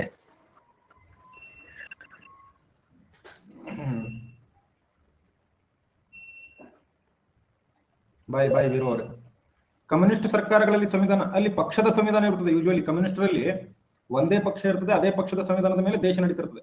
ಸೊ ಕೆಲವೊಂದು ದೇಶಗಳಲ್ಲಿ ಅವ್ರ ಸಂವಿಧಾನ ಇರಬಹುದು, ಇರ್ಲಿಕ್ಕಿಲ್ಲ. ಆದ್ರೆ ಪಕ್ಷದ ಸಂವಿಧಾನ ಎಲ್ಲಾ ಕಮ್ಯುನಿಸ್ಟ್ ರಾಷ್ಟ್ರಗಳಲ್ಲಿ ಇರ್ತದೆ. ಓಕೆ, ಹೇಳಿ ಸುನೀತಾ. ನಮಸ್ತೆ ಸರ್. ನಮಸ್ತೆ, ಹೇಳಮ್ಮ. ಹಲೋ.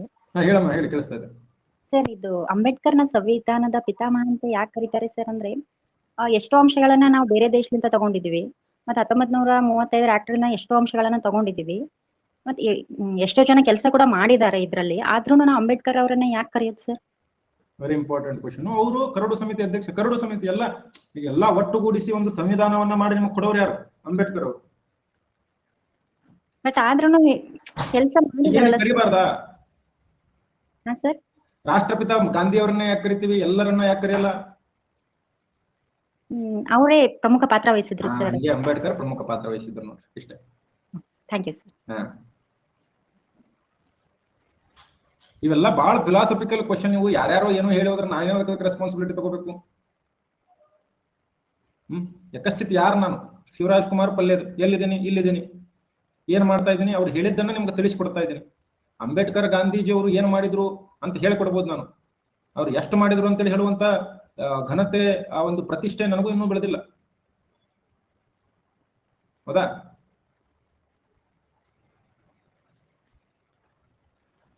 ಅಷ್ಟೊಂದು ದೊಡ್ಡವನು ನಾನೂ ಆಗಿಲ್ಲ, ಯಾರೂ ಆಗಿಲ್ಲ ಇನ್ನು. ಅಂಬೇಡ್ಕರ್, ಗಾಂಧೀಜಿ, ಭಗತ್ ಸಿಂಗ್, ಬೋಸ್ ಅವರನ್ನ ಪ್ರಶ್ನಿಸುವುದೇನು ದೊಡ್ಡವರಾಗಿಲ್ಲ ನಾವು. ಎಸ್ ಸರ್, ಒಕ್ಕೂಟ ವ್ಯವಸ್ಥೆ 1935 ಭಾರತ ಸರ್ಕಾರ ಕಾಯ್ದೆಯಿಂದ ತಗೊಂಡಾರಲ್ಲ ಸರ್. ಕೆನಡಾ ಸಂವಿಧಾನದಿಂದನೂ ಒಕ್ಕೂಟ ವ್ಯವಸ್ಥೆ ರೀ. ಇಲ್ಲಿ ಒಕ್ಕೂಟ ವ್ಯವಸ್ಥೆ ಕೆನಡಾ ಸಂವಿಧಾನದಲ್ಲಿ ಏನಿದೆ, ಪ್ರಬಲ ಕೇಂದ್ರ. ಒಕ್ಕೂಟ ವ್ಯವಸ್ಥೆಯಲ್ಲಿ ಪ್ರಬಲ ಕೇಂದ್ರ ಅಂತ ಹೇಳಿ ಬರ್ತದ. ಕೇಂದ್ರ ಪ್ರಬಲವಾಗಿದೆ, ರಾಜ್ಯಗಳು ವೀಕ್ ಆಗಿವೆ. ಅದಕ್ಕೆ ಕ್ವಾಸಿ ಫೆಡರಲ್ ಅಂತ ಕರಿತೀವಿ. ಕ್ವಾಸಿ ಫೆಡರಲ್ ಅದನ್ನ ಕನ್ನಡದಿಂದ ತಗೊಂಡಿದ್ದೀವಿ. ಓಕೆ, ಇಲ್ಲಿ ನೋಡ್ರಿ, ಯಾರು ತಪ್ಪು ತಿಳ್ಕೊಬೇಡ್ರಿ, ನಾನೇನೋ ಆನ್ಸರ್ ಹೇಳಿಲ್ಲ ಅಂತ ಹೇಳಿ. ಯಾಕಂತಂದ್ರೆ ನನಗೆ ನೀವು ಪ್ರಶ್ನೆಗಳಿಗೆ ನಾನು ಉತ್ತರ ಹೇಳ್ಬೋದು, ಡಿಬೇಟ್ಗಳಲ್ಲಿ ಚರ್ಚೆ ಮಾಡ್ಲಿಕ್ಕೆ ಸಾಧ್ಯ ಇಲ್ಲ ನಾನು. ಹೌದಾ? ಡಿಬೇಟ್ಗಳಲ್ಲಿ ನಾನು ಚರ್ಚೆ ಮಾಡ್ಲಿಕ್ಕೆ ಸಾಧ್ಯ ಇಲ್ಲ. ಹಿಂಗಾಗಿ ಯಾರು ತಪ್ಪು ತಿಳ್ಕೊಬೇಡ್ರಿ ದಯವಿಟ್ಟು. ನಮಸ್ತೆ ಸರ್. ನಮಸ್ತೆ, ಹೇಳಿ ನಾಗರಾಜ್. ಅದೇ ಸರ್, ನಮ್ಮ ಹುಡುಗರಿಗೆ ಒಂದ್ ಸ್ವಲ್ಪ ಇದು ಹೊರಗಡೆ ನೋಡ್ತಿರ್ತಾರೆ ಸರ್, ರಾಜಕೀಯ ಅದು ಇದು ಅಂತ. ಅದನ್ನ ತಂದು ಕ್ಲಾಸ್ ಅಲ್ಲಿ ಚರ್ಚೆ ಒಟ್ಟ ಬೇಡ ಅಂತೀನಿ ನಾನು. ನನ್ನ ಕ್ಲಾಸ್ ನಲ್ಲಿ ಚರ್ಚೆಗಳೇ ಬೇಡ, ಒಬ್ಬನೇ ಚರ್ಚೆ. ಇಡೀ ಕ್ಲಾಸ್ ನಲ್ಲಿ ಒಬ್ಬರಿಗೆ ಮಾತ್ರ ಚರ್ಚೆ ಮಾಡಕ್ಕೆ ಅವಕಾಶ ಕೊಡಿದೆ. ಯಾರಿಗೆ? ನಾಗರಾಜ್ ಅವರೇ, ಮಿಸ್ ಆಯ್ತು. ನನಗೊಬ್ಬಂಗ ಅದು ಚರ್ಚೆ ಮಾಡುವ ಅಧಿಕಾರ ಇರೋದು ನನಗೊಬ್ಬಂಗ. ಹೇಳ್ರಿ ರುದ್ರಪ್ಪ. ಸರ್, ನೀವು ಸ್ಪೀಕರ್ ತರ ರೋಲಿಂಗ್ ಕೊಟ್ಬಿಡೋದು ಸರ್. ಅನಾವಶ್ಯಕವಾಗಿ ಯಾರಾದ್ರೂ ಪ್ರಶ್ನೆ ಕೇಳಿದ್ರೆ ಸ್ಟಾಪ್ ಮಾಡ್ಬಿಡ್ಬೇಕು ಸರ್. ಸುಮ್ಮನೆ ಸಿಲೆಬಸ್ ಪ್ರಾಬ್ಲಮ್ ಆಗ್ತೀನಿ ಸರ್. ಮಾಡೋಣ ಎಲ್ಲ ಮಾಡೋಣ ಅಂತ ಏನು ವಿಚಾರ ಮಾಡಬೇಡ್ರಿ. ಸಬ್ಜೆಕ್ಟ್ ಏನಿದೆ ಅದ್ರ ಬಗ್ಗೆನೇ ಇರ್ಲಿ ಸರ್. ಸುಮ್ಮನೆ ಈಗ ಅನಾವಶ್ಯಕವಾಗಿ ನಮ್ದು ಈಗ ಒಳ್ಳೆ ಚೆನ್ನಾಗಿ ಫ್ಲೋ ಹೋಗ್ತಿರೋ ಸರ್. ಸುಮ್ಮನೆ ಅನಾವಶ್ಯಕ ನಮ್ದು ಎಲ್ಲೆಲ್ಲೋ ಮನಸ್ಸು ಹೋಗ್ಬಿಡುತ್ತೆ. ಇರ್ಲಿ. ಓಕೆ, ಪ್ರಶ್ನೆಗಳಿರ್ಲಿ, ಪ್ರಶ್ನೆಗಳ ತಪ್ಪಂತಲ್ಲ. ಆದ್ರೆ ನಾನು ಸಮಾಧಾನಕರ ಉತ್ತರ ಕೊಡ್ತೀನಿ, ಎಲ್ಲರೂ ಹೊಂದ್ಬಿಡ್ಬೇಕಷ್ಟೇ. ಪ್ರಶ್ನೆಗಳು ಸಿಲೆಬಸ್ ಸಂಬಂಧಂಗೆ ಆರೋಗ್ಯಕರವಾಗಿದ್ರೆ ಎಲ್ಲರಿಗೂ ಒಳ್ಳೆಯದು. ನೋಡ್ರಿ, ಪ್ರಶ್ನೆಗಳು, ಎಲ್ಲರ ಪ್ರಶ್ನೆಗಳೇ. ಯಾವತ್ತು ಶಿವರಾಜ್ ಪಲ್ಲೇದ್ ಸರ್ ಪ್ರಶ್ನೆ ಕೇಳೋದು ತಪ್ಪತ್ತಾರ, ಅವತ್ತು ಅವ್ರು ಶಿವರಾಜ್ ಪಲ್ಲೇದ್ ಸರಿ ಆಗಿರಲ್ಲ. ಯಾಕಂದ್ರೆ ಎಲ್ಲಾ ಕಡೆ ಹೋದಲ್ಲಿ ನಾನು ಪ್ರಶ್ನೆಗಳನ್ನ ಕೇಳಿದಾಗ್ಲೇನೆ ನೀವು ಮುಂದೆ ಬರ್ತೀರಿ ಅಂತ ಹೇಳ್ಕೊಂತಾರೆ. ನಾವು ಪ್ರಶ್ನೆಗಳು ತಪ್ಪಲ್ಲ, ಪ್ರಶ್ನೆಗಳಿಗೆ ನಾನು ಉತ್ತರ ಕೊಟ್ಟ ಮೇಲೆ ಅದಕ್ಕೆ ಡಿಬೇಟ್ ಮಾಡೋದು ತಪ್ಪಷ್ಟೇ. ಅಲ್ಲ ಸರ್, ಪ್ರಶ್ನೆಗಳು ನಮಗೆ ಅನುಕೂಲ ಆಗಂಗಿಲ್ಲ ಸರ್, ಅನಾನುಕೂಲ ಆಗಂಗಿರ್ಬಾರ್ದು. ಇರ್ಲಿ ಒಟ್ಟಾಗಿ ಹಾಕೋರಿ ರುದ್ರಪ್ಪ ಅವರ. ಆಯ್ತು ಸರ್, ಆಯ್ತು, ಓಕೆ ಸರ್. ಕ್ಷಮಿಸ್ಬಿಡ್ರಿ ಎಲ್ಲರೂ. ಆಯ್ತು ಸರ್, ಆಯ್ತು. ಇಲ್ಲಿ ನೋಡ್ರಿ, ಪ್ರಶ್ನೆಗೆ ನಾನು ಉತ್ತರ ಕೊಟ್ಟ ಮೇಲೆ ಡಿಬೇಟ್ ಮಾಡಿದ್ರೆ ಅದು ದೊಡ್ಡದಾಗುತ್ತೆ. ನಾನು ಡಿಬೇಟ್ ಬಳಸಲ್ಲ. ಪಟ್ಟಾಗಿ ಹಾಕೊಂಡ್ಬಿಡ್ಬೇಕು ಪಟ್ಟನ. ಮತ್ತೇನಾರು ಡೌಟ್ ಇದ್ರೆ ಕೇಳ್ರಿ. ಡೌಟ್ ಕ್ಲಿಯರಿಂಗ್ ಸೆಷನ್ ಅದೇ ಇವತ್ತು. ಏನ್ ಅಟ್ಯಾಚ್ ಆಗಿರ್ತಿರೋ? ಅಟ್ಯಾಚ್ನಾಗ ಏನದ? ಕಮ್ಯುನಿಸ್ಟ್ ಪಕ್ಷ ಅಂತ ಕೇಳಿರಿ. ಇದೇನಿದು?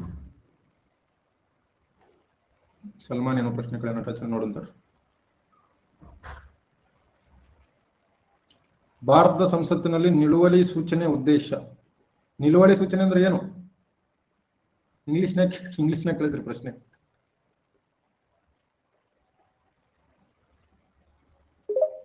ಹೇಳಿ ಶಿವಕುಮಾರ್. ನಮಸ್ಕಾರ ಸರ್.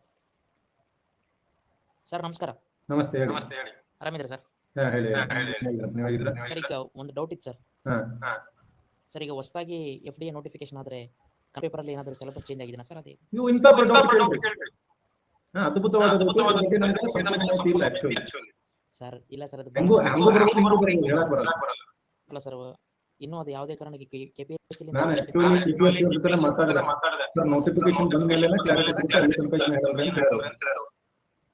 ಹೌದಾ ಸರ್?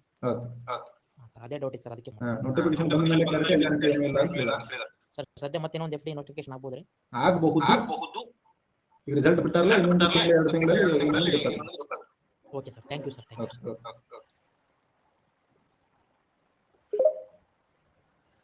ಹೇಳ್ರಿ ಅವ್ರು. Hello sir. ಸರ್ ನಮಸ್ತೆ ಸರ್, ಕೇಳಿಸಿದೆ ಸರ್? ಕೇಳಿಸಿದೆ, ಹೇಳಿ. ಸ್ವಲ್ಪ ಅಮೌಂಟ್ ಕೊಡಿ ಸರ್. ಅದ ನೀವು ಮಾಡಿರೋದು ಅರ್ಥನೇ ಆಗ್ತಿಲ್ಲ ಸರ್. ಏನೋ ಒಟ್ಟು ಅದು ಸಬ್ಜೆಕ್ಟ್ ಏನೋ ಒಂಚೂರು ಅರ್ಥ ಆಗ್ತಿರೋದು. ಎಕನಾಮಿಕ್ಸ್. ಈಗ ಸ್ಟ್ರೀಮ್ ಅಂದ್ರಲ್ಲ ಅದ್ರ ಬಿಟ್ಟು ಕರ್ನಾಟಕ ಇರ್ತಾವ ಎಲ್ಲ ಅವೆಲ್ಲ ಎಲ್ಲರಿಗೂ ಗೊತ್ತಿರುತ್ತೆ ಸರ್, ಸ್ವಲ್ಪ ಎಕ್ಸ್ಪ್ಲೇನ್ ಮಾಡಿ. ಎಕನಾಮಿಕ್ ನನಗೂ ಗೊತ್ತಿರ್ಬೇಕಲ್ಲ, ನನಗೆ ಗೊತ್ತಿಲ್ಲ ಅದು. ಹೇಳ್ತಿರಲ್ಲ ಅದು ಏನು ಅದ್ ನೋಡ್ತಾ ನೋಡ್ತಾ ಬೋರ್ ಹೊಡಿತಿದೆ ಸರ್ ಅದು ಕ್ಲಾಸ್. ಅಲ್ಲ ಅದಕ್ಕೆ ಮಾಡೋದು ಬಿಟ್ನಲ್ಲ ನಾನು ಎಕನಾಮಿ. ಸರ್ ಮತ್ತೆ ಯಾರು ಮಾಡ್ತಾರೆ ಸರ್ ಅನ್ನ ಕನ್ನಡದಲ್ಲಿ ಚೆನ್ನಾಗಿ? ಎಕನಾಮಿ ನಿಂಗಪ್ಪ ಸರಿ ನಿಂಗಪ್ಪ ಅಂತ ನೋಡ್ರಿ, ಮಲ್ಲಪ್ಪ ಸಂಗಾತಿ ಸರ್, ಧ್ರುವ ಕುಮಾರ್ ಹಿರೇಮಠ್ ಸರ್ ಎಲ್ಲ ಮಾಡ್ತಾರೆ ನೋಡ್ರಿ. ಸರ್ ಆಲ್ ರೆಫರ್ ಮಾಡೋದು ಸರ್, ನೋಡಿದೆ ಸರ್ ನಿಮ್ಗೆ ಎಕನಾಮಿಕ್ ಮುಂದೆ ಮಾಡಿರೋದು ಹೊರತಾಗ್ತಿಲ್ಲ ಸರ್ ಅದು. ಅದಕ್ಕೆ ಸ್ವಲ್ಪ ಲೈವಲ್ ಮಾಡ್ಕೊಡ್ತೀರಾ ಸರ್? ಸರ್ ಅದನ್ನ ಸ್ವಲ್ಪ ಲೈವಲ್ ಮಾಡ್ಕೊಡ್ತೀರಾ ಸರ್ ಈ ಕರ್ನಾಟಕ ಮಾಡ್ತಾರೆ ಯುವ ಸರ್ ನೋಡ್ರಿ, ಇಲ್ಲ ಇವ್ರು ಮಲ್ಲಪ್ಪ ಸಂಗತ್ ಸರ್ ಚೆನ್ನಾಗಿ ಮಾಡ್ತಾರೆ. ಇಲ್ಲ ಅಂದ್ರೆ ನಮ್ಮ ಅಜಿತ್ ಸರ್ ಅಂತಿದ್ರು ಒಬ್ರು, ಅಜಿತ್ ಮಡಿವಾಳ ಅಂತ ಹೇಳಿ. ಅಲ್ಲ ಸರ್ ನೀವೇ ಮಾಡ್ಕೊಡ್ರಿ ಸರ್ ಹೊಸದಾಗಿ ಟ್ರೈ ಮಾಡೋದು. ಅದೇ ಕರ್ನಾಟಕ ಇಷ್ಟ ಮಾಡೋದು ಅದನ್ನ ಮಾಡಿ ಸರ್, ಅದ ಮಾಡೋದು ಪ್ರಯತ್ನ ಮಾಡೋಣ ಅಂತ. ಸರಿ ಸರ್, ಥ್ಯಾಂಕ್ ಯು. ಇಲ್ಲಿ ನೋಡ್ರಿ, ಗೊತ್ತುವಳಿ ನಿಲುವಳಿ ಸೂಚನೆ ಅಂದ್ರೆ ಅಡ್ಜರ್ನ್ಮೆಂಟ್ ಮೋಷನ್. ಅಡ್ಜರ್ನ್ಮೆಂಟ್ ಮೋಷನ್ಗೆ ಇಲ್ಲಿ ಸರಿಯಾದ ಉತ್ತರ ಎ ಆಗುತ್ತೆ. ತುರ್ತಾದ ಸಾರ್ವಜನಿಕ ಪ್ರಾಮುಖ್ಯತೆ ನಿರ್ದಿಷ್ಟ ವಿಷಯವೊಂದರ ಮೇಲಿನ ಚರ್ಚೆಗೆ ಅನುಮತಿ ನೀಡುವುದು. ಸೊ ಇಲ್ಲಿ ಸರಿಯಾದ ಉತ್ತರ ಎ, ಇಲ್ಲಿ ಸರಿಯಾದ ಉತ್ತರ.